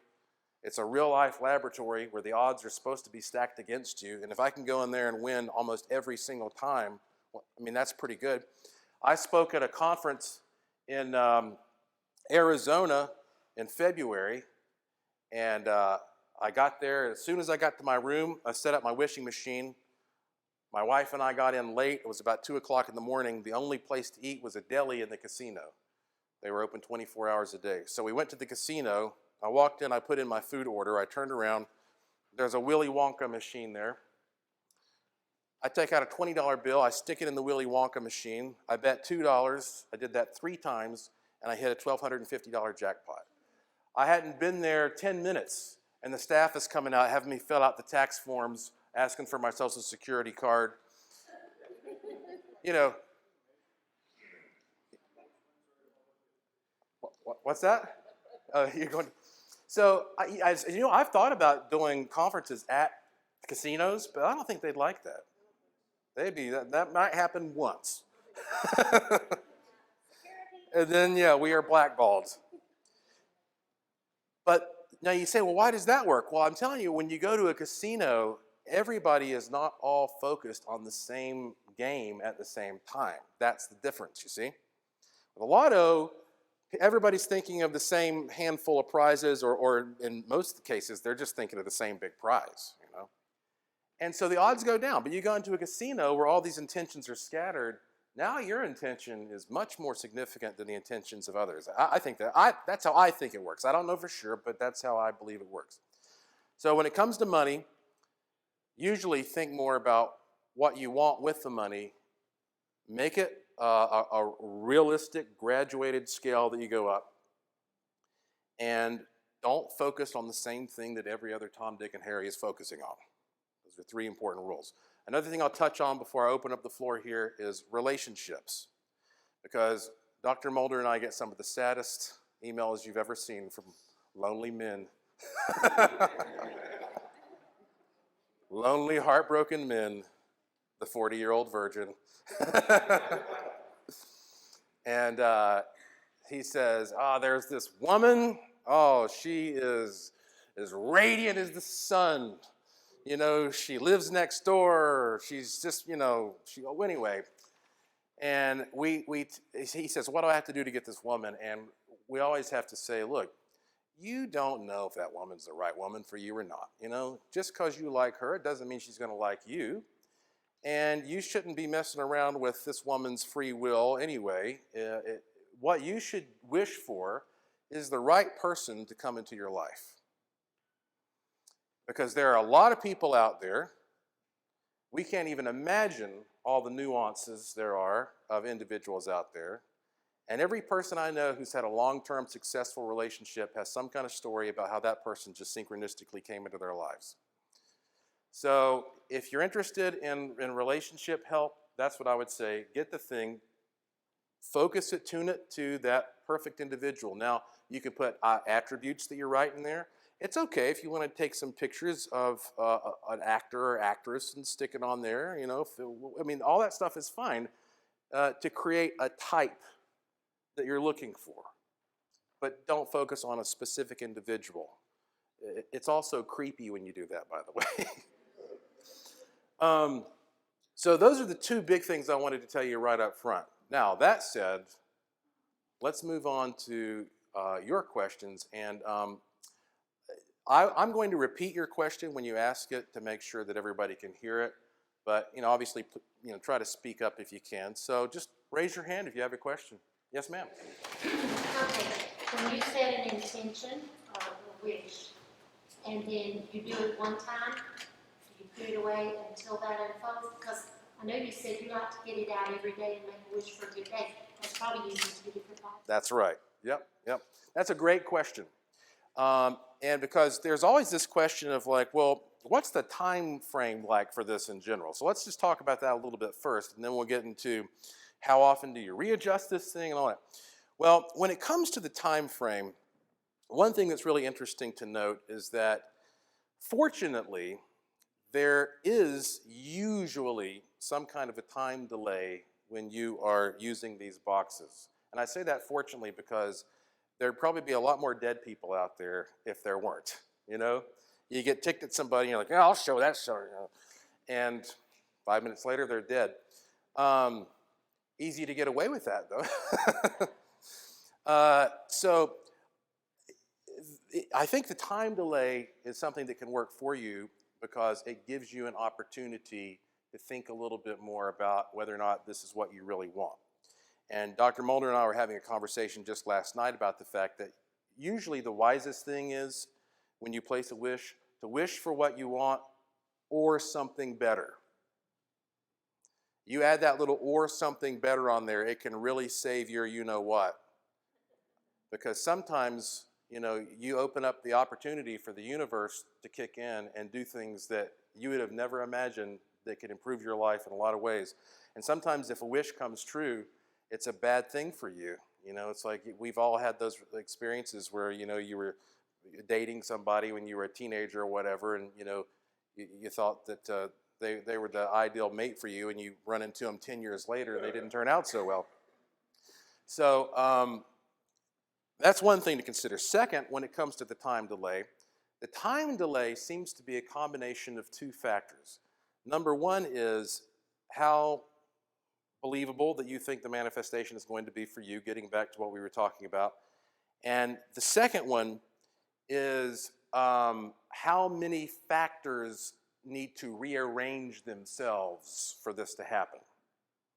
So that is to say, if I want there to be a parking space available when I go to the restaurant in 2 hours, that's a lot easier to manifest than I want to star in a major motion picture and win an Academy Award, right? Many more variables have got to start shifting around in the universe for that Oscar to come into your lap. And so the question then becomes, well, who knows what the time scale is for a certain wish? Because every wish is so specific and there are so many personal variables.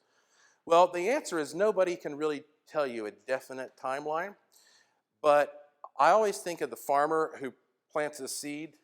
He plants a seed and then he doesn't dig it up every other day to see if it's growing. If he does that, he'll destroy it. So you plant it and you have faith that you planted it properly and you've set everything up, and then you put it aside. Now you'll start to get an intuitive feeling after a while if this is not working out for you. I have some boxes that I use for long-term goals, as you were just suggesting, and then I have another box that I use every day for my day. And sometimes I will set a box for a goal, and maybe a week will go by, and I start getting the feeling like I don't think that I was really properly visualizing this thing. And that's when you go back and you just do it over again. And you might have to also to redo what you're using to represent it, your witness sample. What you have to understand is that when you get a rate on one of these machines, that rate is a representation of that situation at that time. Time is constantly changing, though. It's a fluid thing. It's constantly developing and evolving. We don't live in a static world. And so sometimes you've set the machine for one time, but when times change, you got to go back and readjust it a little bit. And because it is so hard, it's such a personalized thing, it's difficult to say, exactly what that time frame is going to be like for your situation. But I think in my case, yes, I have things that I want to manifest quickly, and I have a box for that. I have long-term goals. I know a lot of people who get one of these boxes and they only keep it for like happiness and health, and every single day they tune that for happiness and health, and what more is there to life than that, right? So, that answer your question? Yes, with the caveat of, you talked about the mansion in May. Yeah. Is that just understood that it will be paid for and all that? Because you could wish things to, but then you end up having, it sounds like when you ask these questions, the universe gives you the best possible answer, but you need to make sure that you know that outcomes with. Well, that's another great question. I always wonder when you go on these game shows and you win a nice new car, do you have to turn around and pay a big tax bill? And the answer is yes, you do. Yeah, because that's another thing. It's like sometimes you wish for this grandiose thing, and then when you get it, you realize, I don't want to be the caretaker of this grandiose thing. It becomes a burden that you wish for. And some people wonder, is this like leprechaun magic? Where you get the thing and you wish for the $1 million, and you've seen the commercial, and the 1,000,000 deer show up at your house, right? Or a lot of people are worried, they've read that story, The Monkey's Paw, where a guy, he gets a magical monkey's paw, a severed monkey's paw, and he wishes for money, and then his son gets killed at a factory, and the guy from the factory shows up and gives the family the exact amount of money to compensate for the son's death. But here's the good news. Remember how I said that this box is like a computer, and whatever you put into it is what comes out of it? If you only put positive intentions into this thing, it is only capable of producing positive results. So there is no way, mathematically, physically, there is no way that you can wish for something positive and it comes with all of these nasty little strings attached to it. So that should be very comforting, and trust me, I worried about those things. I had to experiment myself. But I love the quote, for every action there's an opposite but equal reaction. That really applies to so much in life. There are people in the radionics business who think that doesn't apply to radionics. I won't name any names, but there's one very well-known radionics practitioner who says, this isn't physics. Doesn't work like that. Do whatever you want, project whatever you want. There are no bad repercussions. I don't want to play around with that. I think that, you get to a certain extent what you put out. That's been my experience. Another one of my favorite quotes is by Einstein, and I think it applies very well to this. He said, if we knew what we were doing, we wouldn't call it research. All right, another question? Yes, ma'am. Yeah, you were talking about the witness area here. Mm-hmm. And I do 3 boards, treasure mapping, and then you have all the boards put everything on it for your intentions. You started talking about a picture here, a grass, and all this kind of stuff. What do you really put on here? Because that sounded like an awful lot of things in this area. Yeah, well, in that particular case, yeah, if you actually had physical samples and things, you would want to probably use some kind of an extension. But most of the time, I just put little flat things. So a picture is always great. We're also visually oriented. Try to get something that's a very clear visual representation. And then if you can personalize something in any way, if you can get a signature, again, if you're using it on yourself, put some hair from your body, the fingernail clippings, lick it. You just stack it. Just stack it right on. Well, a lot of times what I'll do is I'll take this little package of materials and I'll put them together and I'll paper clip them into a little bundle and just lay that little paper clip bundle right on top of it. Now, another thing to keep in mind is there are some books out there. I mentioned Charles Casamano. That book that was the one that really got me into this to begin with when I was a teenager, it's called Psionic Power, P-S-I-O-N-I-C, Psionic Power. You can download a free PDF of that now from his website, charlescasamano.com. And when you do that, there is a section of symbols that are some of the weirdest looking, strange arcane symbols you've ever seen. Like ancient alchemical magical things that work great on radionic machines. And they're abstract. I mean, it's similar to me showing you the golden mean. So you might look at this symbol and say, this doesn't mean anything to me, but based upon years of trial and error, this apparently resonates with the energy of, we'll say, success or failure or vivid dreaming or, a number of things. There's also a whole section of this called psionic warfare. And that's something that I don't really talk too much about usually because, it's a negative subject, but it's true. I mean, governments are always working with this type of stuff for, they have a whole series of what are called disruption patterns. So there are negative things and positive things that you can use, but sometimes you can find a symbol that will enhance whatever it is you're trying to work with. And that symbol has a history that goes far back. And those are really interesting because, it shows you that the symbol is representing some kind of a pattern that has somehow been figured out or hashed out over time. But it doesn't have to be explicitly communicated into that right logical side of your brain. Actually, I guess the left logical side of your brain. You know how you have these magical spells, bibbidi bobbidi boo, and all this sort of nonsensical wording is used? One of the theories behind that is that the reason magical spells have all these nonsensical words is it's to distract the logical side of your brain while the creative side of your brain can go to work. And I think sometimes these symbols serve that same purpose. You had a question, ma'am? Or no, it was you, I'm sorry. Yes, well, I have a question that's kind of in alignment with the lady over there, but it's in relationship to the time frames. Does there seem to be any research between tangibles and intangibles? Oh, what an interesting question. I think so. She just asked if you're making your wish in terms of the time it takes for something to manifest, is there a difference between it being something tangible, like a car, or something intangible, like, I guess, success or getting a new job, or maybe finding that mate would be considered, like love would be an intangible, or happiness? I can't say that we actually have very precisely studied that. So I can't tell you that we have a definitive database on it. We're trying to get better at that, and then you've given us a great idea. But I would say from my own personal experience, I think I do better with intangible things. I think it happens more quickly.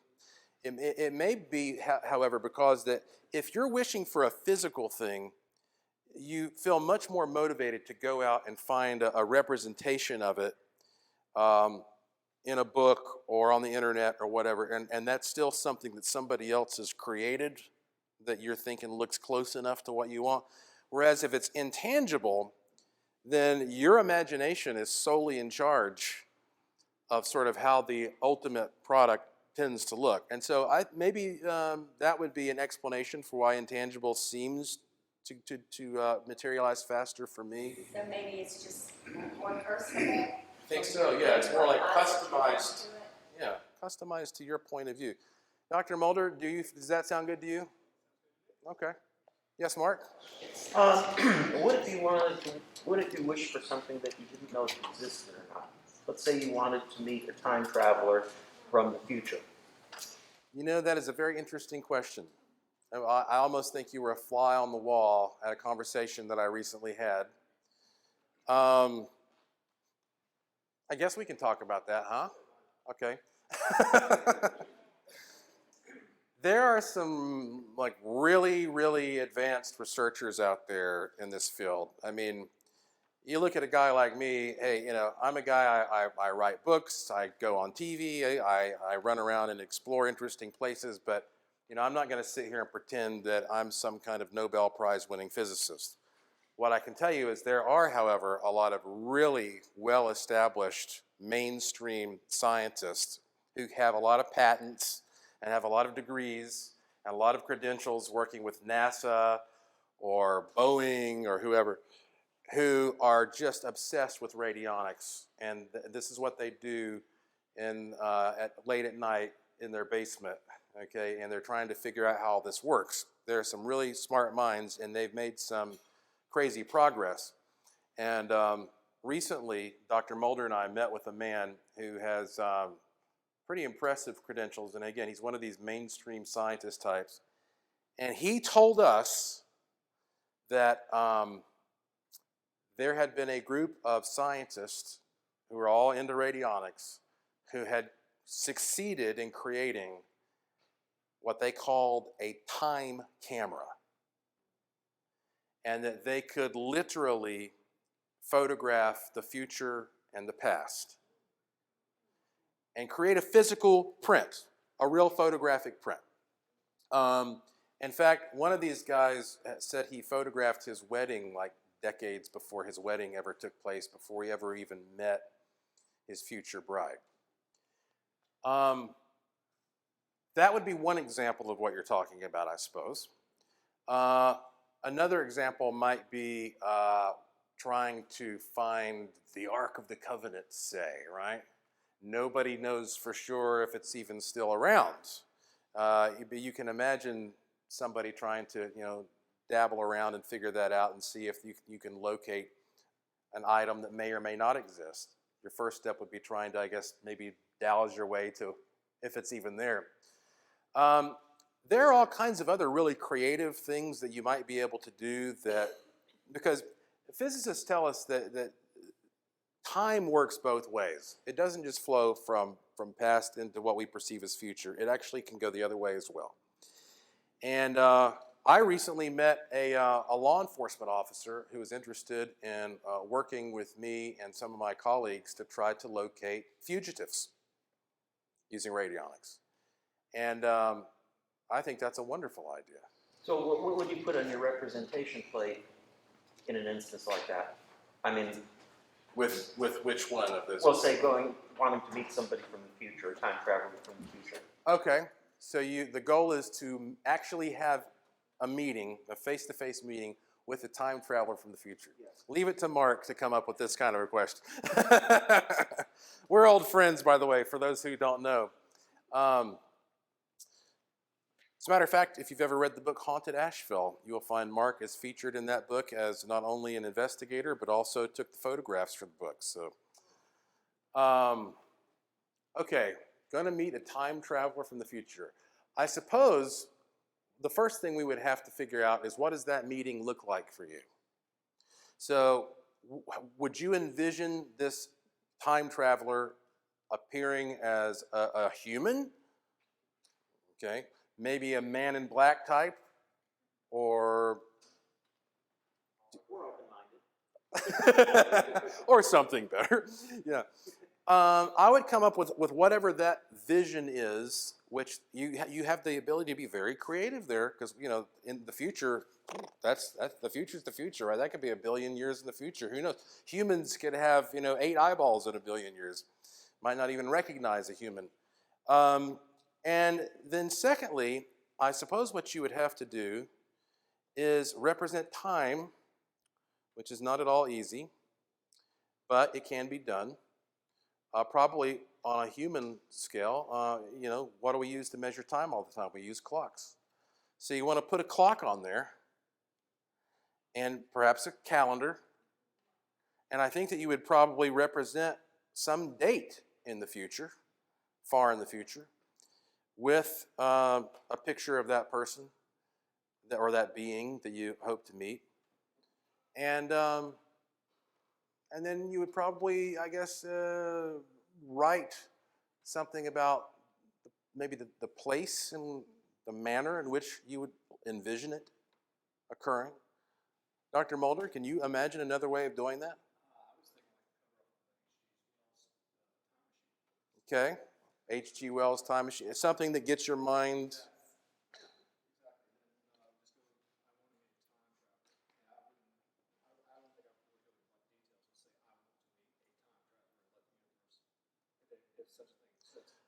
Well, okay. Well, here's this. This also ties right into what you're talking about. Last year, I did an experiment.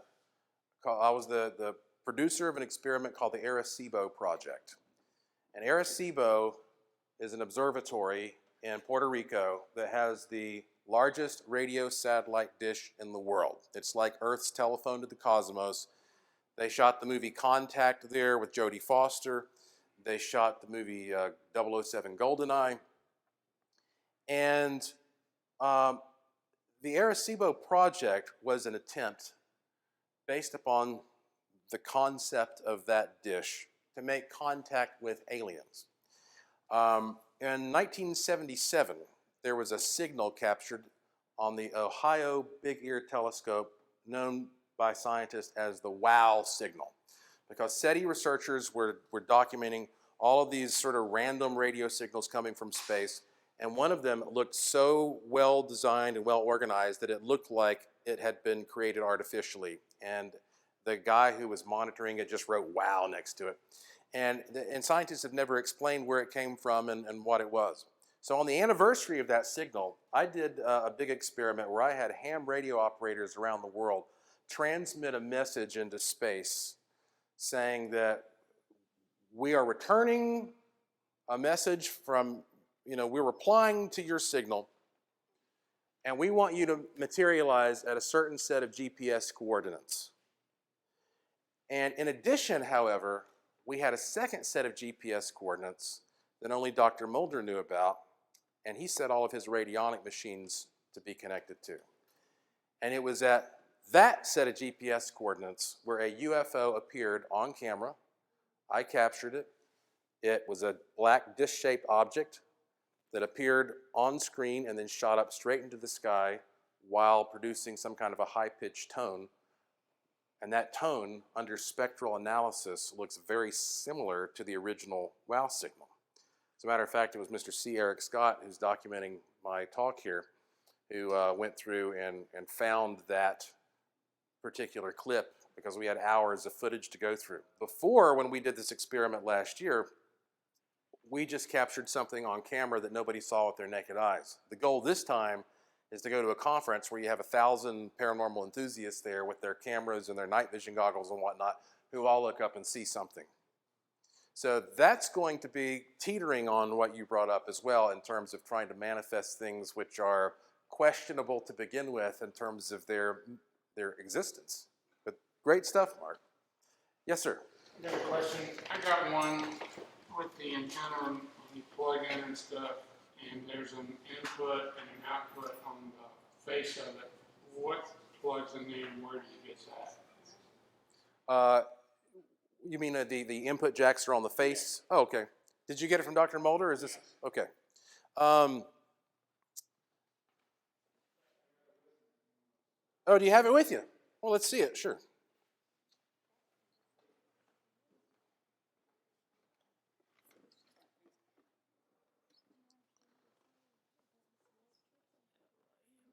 All right. Yeah, you got a nice one. Okay. He has one of the upgrade models that Dr. Mulder has done. Wouldn't you call this an upgraded model, Dr. Mulder? Okay. Sure. Let me get back here. Oh, you've personalized it now, haven't you? Yeah. He was in the hallway. He was telling me he's already had some pretty amazing experiences, and you just got this thing recently and started playing with it. Would you want to recount those to the folks here? Yeah, I got it out for the first time. I've just been holding it to come to this meeting to hear what, how to set it up and what to do and all like that. Well, I have a broken leg, and the stitches come out Tuesday, and it's wrapped in, they put metal in it and all like this. So I wanted to make sure I got a parking spot pretty close to the building. Well, coming here, traffic got bad, so it was about 10 minutes till 1. Turned the corner right here in the corner, and there's an empty space, and I pull right in, and it's right across from this place. And people are frantically trying to, pull in this paper lot and all like that. And I was just completely shocked. As I turned the corner, there was parking. Well, there you go. And it shows you how quickly something like that could be manifest. Turn the knobs or anything. I just plugged it in, Yeah. said what I wanted to needed, and put my thumb on it. And you can see where my car is right now. I showed it to Dr. Mulder and everything. Something happened to Moses. He didn't turn the dial. He just projected his intent to the box itself. I think that was you talked to a gentleman from Star Trek or something. Yeah. Well, a lot of people have written us to say when they got their box, just being around it made a lot of things snap into place. Okay, so this also is a great illustration of what you were asking me about, ma'am. Okay, so this box, at first glance, looks a lot like this one. This is the most basic classic model. It's a great box. It'll do everything that you could ever want, but it's a very basic box. You can't get really advanced with very specific things like you can with this upgraded box. Now, here, of course, you have the same old input plate and output plate. However, she asked me earlier, well, if you're going to get an elaborate witness sample, and it might be a bit much to just put directly on your plate, how do you handle that? For example, I have some UFO crash site rocks that are in my museum. You'll get to see those tonight when we go down to the museum, and I'll tell all y'all some stories. Some of these are big, bulky rocks. And I might not want to put a big, bulky rock directly onto this plate. It could potentially scratch it up or damage it. And it might just make the whole setup a little clunky. Well, instead, I could get a jack and plug it in to the input plate, and that jack could be attached to a container or something like that. I'm sure Dr. Mulder could make that for you, or you could make it yourself. Also, you could take a clip and plug it into that, and then you can clip that to something that you want to use as your sample. That's a very easy thing. A lot of people have an alligator clip with a jack on it, and they'll clip that on. And then also here, let's say that for your output, you found that using an antenna works better for you than the stick plate alone. You can plug an antenna in there and play around with different antenna designs. Experimenters love these boxes that have the jacks because you can just experiment. Also, there are helmets. They look really silly, but they're out there. I've got one in my museum that you'll see tonight. A helmet with knobs on the front, and it's got a cord that you plug into a machine. So let's say I was going to, how I mentioned that sometimes I have such a good imagination I don't even put a sample down? Well, in that case, I might put that helmet on and plug it into the input plate and then sit there and adjust the knobs on the helmet as I'm thinking about my intention. So these are really just it gives you more elaborate options for how to use them. Also, these boxes can be upgraded to the electrical version if you ever so choose. If you decide that you want things to manifest more quickly, then you always have that option. So he likes making these upgraded units now because people are always coming back later. They buy one, and they come back later and they regret it if they don't have the ability to upgrade it. And so you got the jack. Yeah, you got all the plugs, the antenna. I really like these antennas. To me, again, I've got a background in more of your traditional kind of electronics, and so I associate that with actually broadcasting a field out there.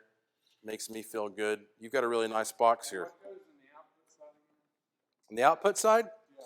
Well, the output side, you could put an antenna there, a transmitting antenna, or like a transmitting dish.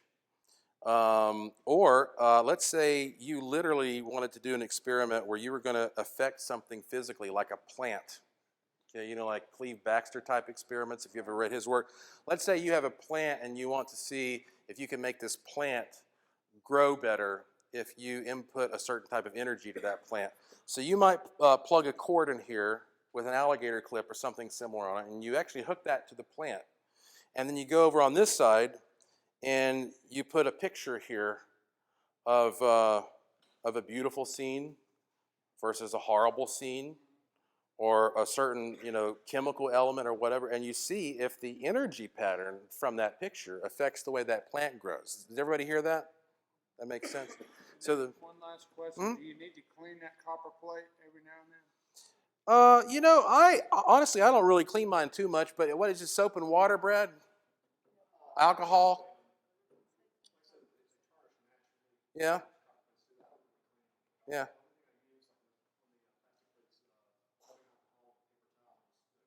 Okay. Yeah, if you ever feel like, The copper plate's gonna get a patina on it at some point in the future. yeah, Get a patina on it at some point in the future, I didn't know if that affected. yeah, the patina is fine, but however, since you are going to be rubbing the stick plate, it will get a little grimy from time to time. So yeah, just like you said, rubbing alcohol and a paper towel is fine to treat that. But yeah, you've got a very nice expandable, upgradable box. Yes, sir. Yeah, I have kind of a scientific question. I understand the sympathetic resonance and the law of attraction, how it all seems to go together to build the case. But then as you, and I'm not sure if I'm using the right word, orient the dials to yourself, the 9 dials, or align them to yourself. I understand how you might align them and you dragging your finger until you feel the stick. But then there's the third method where you just kind of intuitively just turn them. To me, that's where it kind of could fall off the track scientifically, because getting it just right would seem to be important, but then you can do it just intuitively. So can you talk a little bit about how Sure. those could work? They sound illogical. Sure. Well, one of the things that I learned when I started going on all these ghost investigations and stuff like that is that when you start looking at the body's energy field, it's not nearly as distinct as we think it is. You actually turn into kind of a cloudy series of fields that are all kind of beaming around your body. They're very easy to measure.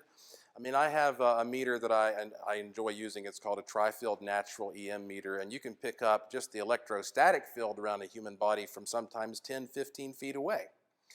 And so when you take your finger and you put it in close contact with the machine, that is the most obvious way of getting it right down to that sort of denser layer of the human body. But once you've done this enough times, especially, it seems like you start to develop a sensitivity to what that feeling is that doesn't even require you being in such direct contact.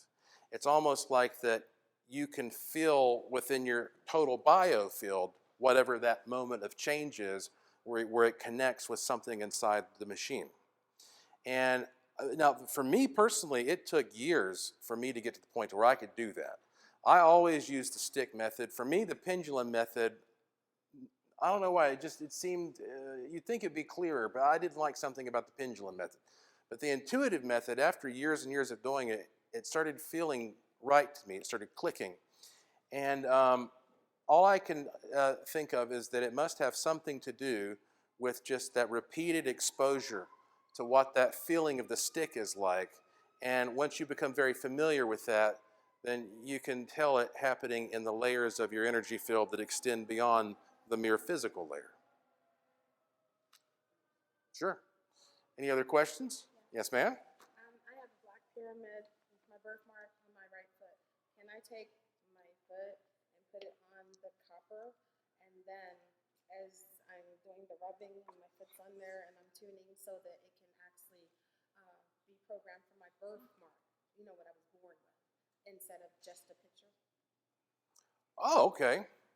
So you're saying use your body as a living specimen. Yes, yes. Yeah, I think that. And then to harness the frequency, Yeah. take a crystal, quartz crystal pyramid, Mm-hmm. that is my birthmark, Mm-hmm. and just keep it on there on the copper plate as instead of a picture. Sure. Because that's like crystal clear frequency. Yeah. And body frequency. Yeah, it's me. It's totally me. That is probably an even more accurate way of representing yourself than some of these other methods, because, if you're literally placing a part of yourself on the machine and then intending for that energy to somehow be stored within that crystal to carry out the process. Yeah. That makes sense. A lot of people talk about crystal power and, and they take it in all kinds of weird directions, but the truth is, crystals have a very tangible, measurable relationship with matter and energy that is truly mysterious. I mean, you can take a quartz crystal, and you apply pressure to it, and it produces electricity. Or if you take a quartz crystal and you resonate it, well, actually, if you apply electricity to it, it resonates. So it goes both ways. It can both resonate when exposed to electricity, or it can produce electricity when resonated. I guess that's the easiest way to say it. And therefore, I think that crystals have to be the ultimate key to learning how to store whatever this conscious bioenergy field is. I know it sounds like I've seen too many Indiana Jones Crystal Skull movies, and but I think there's some truth to that. As a matter of fact, I have a crystal skull in the museum, which you'll see later tonight as well. Dr. Mulder has said this before, so I'll say it again. He has told me that one of the keys to making a good radionics box is knowing how to pick the right crystals. And that's a secret that he keeps pretty close to his vest. But if you are trying to capture your bioenergy field in a way to represent yourself, by your birthmark or something like that, I think a crystal is a very wise extension of that. But there's no reason you can't use your own body as a witness sample that I can see. You're very welcome. So are the crystals inside of the box? Yep. That is. Where you can open a box for us? I have never opened one of his boxes, and Didn't you say you were going to today? no, I said I'd show you what was inside one, so I did. On the slide. Yeah. On the slide, it was, it's really not that impressive, the one that I opened. Now, he didn't make that one. The one that I bought was made by a man in California, and it had a series of potentiometers with a copper wire circuit. It had cone-shaped copper funnels. It had some coils. It had a part of the circuit that was literally drawn into place with schematics. Dr. Mulder, do you want to comment any more about what's inside these boxes?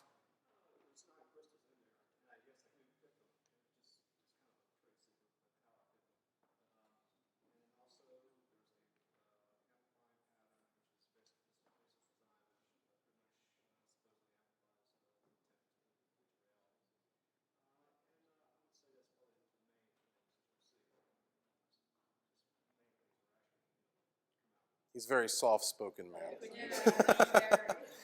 He said that he does pick very specific crystals according to a very specific method, which he keeps as a trade secret. And also, you said you had some other amplifiers in there, some amplifying patterns.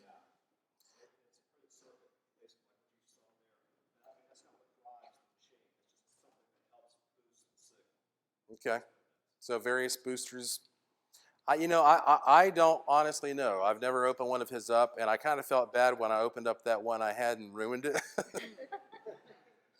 So, here's the arrangement that Dr. Mulder and I have. After he started making these great machines, we started wondering, is there any way we can start to scientifically understand how these things work? Because you can't take a human being's life and stick it into a container in a laboratory and test every variable of that person's life out and determine the cause and effect relationship between everything. So we realized the least we can do is provide these to people all over the world and keep track of them best we can. And we're actually getting better at that. Soon we have a brand new surveying database that we're going to be introducing to get even more scientifically stringent about this. And so the goal was to create a machine, or at least a version that could be bought for less than $200, because all these other machines cost ridiculous amounts of money. They could cost less than $200, that could be sent to people in different cultures around the world who would want to participate in this. And yes, they're buying a product, and yes, we're making money. But it's more than that. It's also an opportunity for us to get data and for us to understand, why is it that this thing works? Well, to date, I don't even know how many people around the world have one of these machines. But how many? About 1,500 of these machines.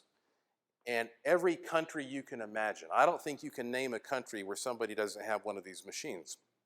And he's so effective at making them that we decided to create a project in which I would try to help educate people about what this subject is. And of course, I was a major influence on even educating him on what this is. You know, again, he saw my webinar, and that gave him the inspiration to really start getting serious about making these. So I'm the guy, you can see, you know, I'm not quite as soft-spoken as Dr. Mulder, so it's easier for me to get out there and be the guy who sort of talks about this. I've got the lab where we do a lot of the experiments, a lot of the research. And so working together, he knows things that I don't know about what's in that box, but I'm kind of happy to just talk about my experiences and the experiences that other people have had with the technology. There have been many occasions when I've wanted to rip one of these things open, just like I did the last box, but I swear, I almost felt like I was tearing my buddy's heart out, you know? It's weird. And another thing that Brad was talking about, which I think is a really interesting point, is that since he has personally made each and every one of these boxes, they all have that in common. And he doesn't have an assistant sitting there working with him. And so we have found that we believe that the more boxes he makes, the more effective every single box becomes, because it becomes part of a larger network. And that larger network is almost like forming some kind of a radionic internet or a radionic brain that is becoming more and more powerful until eventually it will rule everything. Right, Brad? Is that the plan? This one? Okay, well, glad you asked. I mentioned that I have a new book coming out called Use the Force, A Jedi's Guide to the Law of Attraction, which really, that book can and should be used as a handbook for any kind of manifestation work. There's a whole section that talks about wishing machines. There's a section that talks about wands and other things as well. And to celebrate the release of this book, Dr. Mulder has created a limited run of what we're calling Use the Force machines that are kind of themed a little bit more like the look of the book. So this is one, you can't really see it as well. This has got kind of a blue and white coloring. I have another one over here that's got a black coloring. It's got, these are nice high quality knobs. There is an LED here. You plug this in and there's an LED that lights up and it blinks red and blue. So it looks a little more, you know, Star Wars-y. You've got the antenna, and it's really just a really fancy e-machine that's got really heavy, solid, expensive parts in it. So it costs more money, but we are about to announce that we have this run. He doesn't even have the run completed yet. We just have some prototypes. But as soon as he has the run complete, we're going to have a special thing where if you're a Star Wars fan or you're some kind of a collector, you can order one of these models and it'll come with an autographed copy of the book. And so I'll be announcing that soon through my e-newsletter. But these will cost more because, you know, again, it's a specialty item. But you've got the first glimpse at one of the used Force boxes. How much are these going to be, Brad? Do we know yet?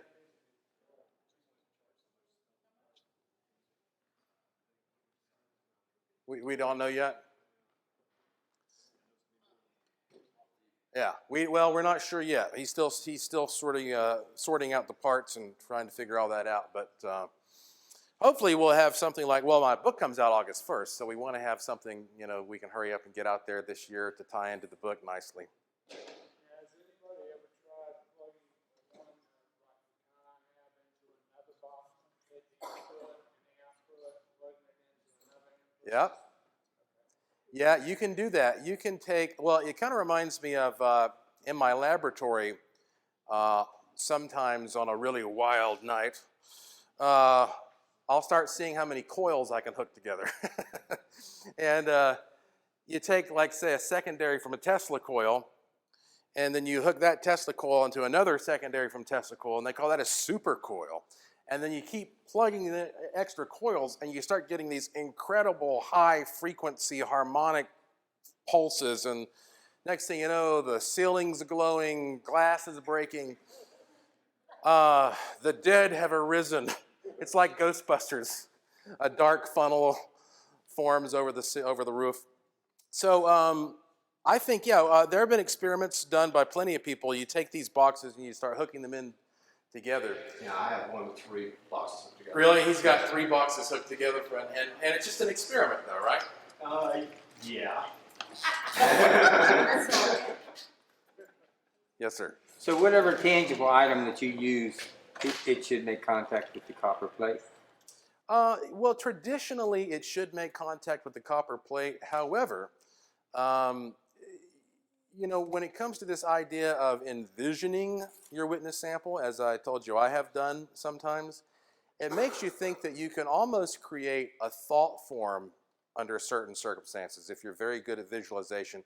And you can literally manifest enough of that energy pattern that you may not even need the physical object. But otherwise, yes. And also, for people who are just starting out in radionics, I always tell them, let's make this as normal seeming as possible for you. You know, like let's put things in close contact, and because that's what we're used to, you know, and little by little your mind opens to the fact that this is an exotic form of technology here.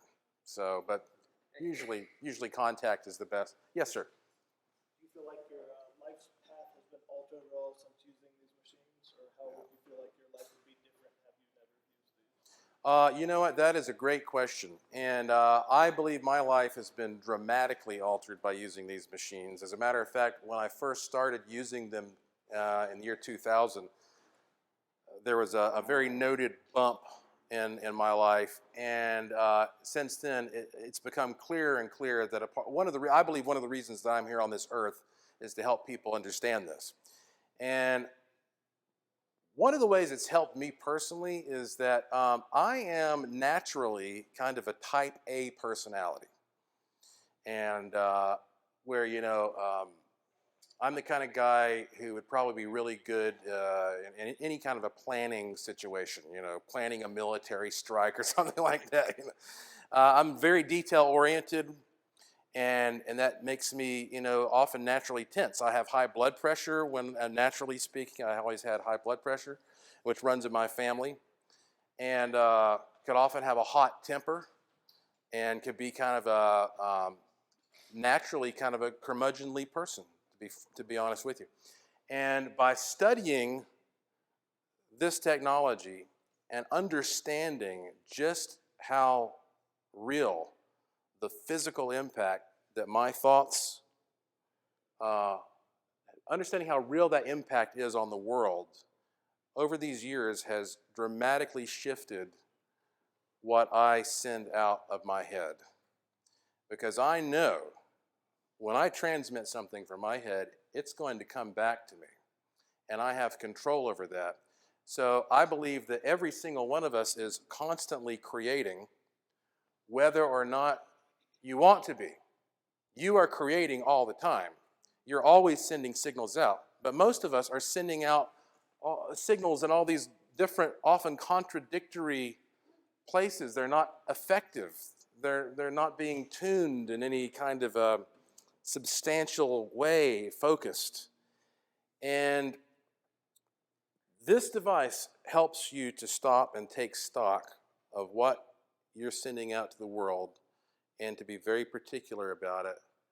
And when you do that methodically over time, suddenly you see your life get better and better and better and better. And now I have a dream life, especially compared to most people. I've been self-employed since I was 18 years old. I've traveled around the world investigating just fascinating places and things that I find interesting. I have, fantastic relationships all over the world. I get new opportunities all the time. I never know where I'm going to be invited to go and what I'm going to be invited to do next. I don't worry like I used to about things. And all of this is in large part due to radionics giving me a handle on the fact that I have that control and that every single one of you has that control as well. And you start step by step proving to yourself that it works with these little things, and then that snowballs into a larger and larger worldview. And eventually it just makes you a more happy, positive person who expects good things to happen, because it takes that point of view that, well, things are likely to fail, that doubt that's always in the back of your mind, and just turns it right over on its head, and you have a completely different outlook. And when you have that different outlook, you can make the world whatever you want it to be. So I know that's kind of a fuzzy way of explaining it, but I think you get the picture. Yes, ma'am. Well, that's a good segue into the health aspects of it. Mm-hmm. Can you touch on that a little bit, how to use it for health aspects? Well, I have to reiterate, as I said earlier, you may have heard, I'm not legally allowed to discuss anything medical. So let's call it, tell me about non-medical things. Well, here's what I will tell you. We'll call it. I think you can look at me and see I seem to be a pretty healthy guy. And whenever I start to feel unwell, obviously, I go to radionics immediately and start working on myself. And so, it's about keeping your entire mind, body, environment, relationship healthy and in sync best you can. Again, I know that doesn't matter what I do, eventually I'm going to die, at least in this plane. But in the meantime, I think I'm going to have a pretty good quality of life. And that starts with, what's up here and the relationship that has with your body and with everything else around you. So, I use these devices to improve my life in every possible way. And I recommend anybody who has a machine who's interested in that type of research to just get on the internet, and you'll find tons of people who can share their experiences and specific things that they have done along those lines. Sure? Yes. I have a couple of questions. One, the one that has the device where you plug it in, when you're using the antenna, do you leave all of that plugged in and the antenna up after you make your wish? Right, yes. So you can't unplug it once you make a wish? Well, what's funny is that the truth is you can use a machine with a plug even if you don't plug it in. But it doesn't work as fast in our experiments unless you plug it in. And leave it plugged in during the entire course that you think it is transmitting your intention. But I guess if you didn't plug it in, it would act just like the basic one, right? That's right. Yeah. So you can use Yeah, you can use it without it being plugged in, but it would perform just like the basic one. But if you plug it in, now you're adding this electrical signal to it. And again, we're still trying to figure out how that connects with your intention. But it's another energy field. It's a real tangible energy field that you're introducing to your intention. So it's changing it in some way. I mean, I plugged mine in last night, and what I wanted it to do happened to that. And let it plug in, unplugged it this morning, and back it up. Yeah. Yeah. That's the good thing to do. My other question was that I watched some of your videos, and on some of that you were saying, like, okay, you do the input, put your pictures, your clippings and all like that on this. But then there were some where you said, then you move it over to the output. Yes. So I'm confused, because when you were talking earlier, you never mentioned moving it over to Right. the output. So I was wondering, Sure. when did you do that? Sure. Well, there are 3 or 4 different techniques, and the one that I described earlier is the absolute simplest technique. It's called the direct tuning technique. And for those of you who could not hear her question, she asked, well, if you saw the video where I was sitting there talking about how to use these machines, in my demonstration, I took a machine like this, and I said, when you're done, take your sample and move it from the input plate to the output plate. And the fact of the matter is, you can do that either way. I used to always move it over to the output plate because to me it just made sense that I'm taking something that's going in here. I want something to come out of here. Let's just combine it all together into one big discharge into the universe. But then a lot of radionic practitioners said, well, that's fine if you feel that way, but you don't have to do it. So I stopped doing it, and it didn't make a difference. I will also point out, though, that in that video, which was shot 4 years ago or more, I guess, so we've learned a lot since I did that video. I also talked about what is called the inverse method. And when you use the inverse method, earlier I gave you an example of a guy who's lost his job and he wants a new job. And I said, well, represent the guy having the job he wants, tune everything positively and leave it. But in the video, I chose to show the inverse method. In the video, I represented the guy without the job, and then I found the rate for him without the job, and then reversed it. And to do that, you simply take each one of these knobs that is adjusted for what you don't want, and you just invert it to the opposite position. You can also do that mathematically if you consider each one of these knobs has marks that go from 0 to 10. So if you had 2 on a dial, you would say 10 minus 2 and change it to the 8 position. Or if you had 4 on a dial, you'd say 10 minus 4 and change it to 6. If you had 5 on a dial, you'd leave it where it is because 10 minus 5 is 5, etc. Or you can just switch it to the inverse position.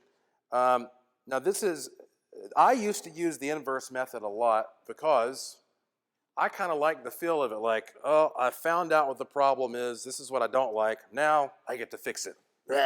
Take that, you know what I mean? It's like literally, it's like a feeling of some satisfaction, that you're going in and changing that result. So I think that anybody who gets into radionics should really play around with all those methods. But we found that most people do very well with the direct tuning method. It's the simplest one to explain. And usually if people have problems with that, then they'll contact us and then we'll tell them about the other method. And usually one of those two will work for everybody. That tells us something very interesting about the human brain, I think. I think that people who may be more or less right-brained or left-brained or whatever, maybe they respond better to a different technique.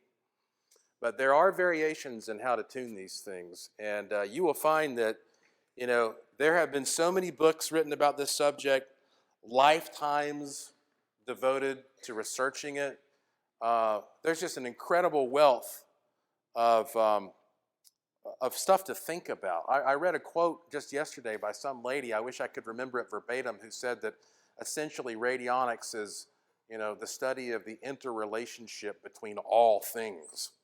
It's like, well, she's right, but boy, what a concept, huh? The interrelationship between all things. And I want to reiterate to you guys, because, oh man, it's getting close time to wrap up here. I want to reiterate to you that the lobby, the level that you entered this building on, is where you will find the Hieronymus machine. And that machine is probably 100 years old, Brad? Okay, so almost 100 years old. Big, nice, fancy, heavy machine. And, to me, it's wonderful to look at that and how well it is made. And it helps me to think that, whatever we are doing, experimenting with these boxes and trying to educate others, we're standing on some pretty impressive shoulders here. There were some people in the past who really put a lot of effort into this field and treated it very seriously. And I think now that we have the internet and the ability to communicate more and to share ideas, and frankly have something like the internet just as a model for how energy patterns can connect and interrelate, we're going to see a big, big boon in understanding this technology. I bet you, like right now, you guys might be able to go back home and tell all your friends, I went to a wishing machine workshop, and they'll say, what the heck is that? And you have to try to explain this to them. Good luck with that, by the way. But in 10 years, I don't think you're going to have such a problem. I bet you in 10 years, just about everybody's going to have some kind of a vague idea of what a wishing machine is. And in 20 years, it's not going to be a big deal at all, because we're evolving our manner of thinking to that extent. Thank you so much for your courtesy, and I will see you over there soon. All right? Thank you.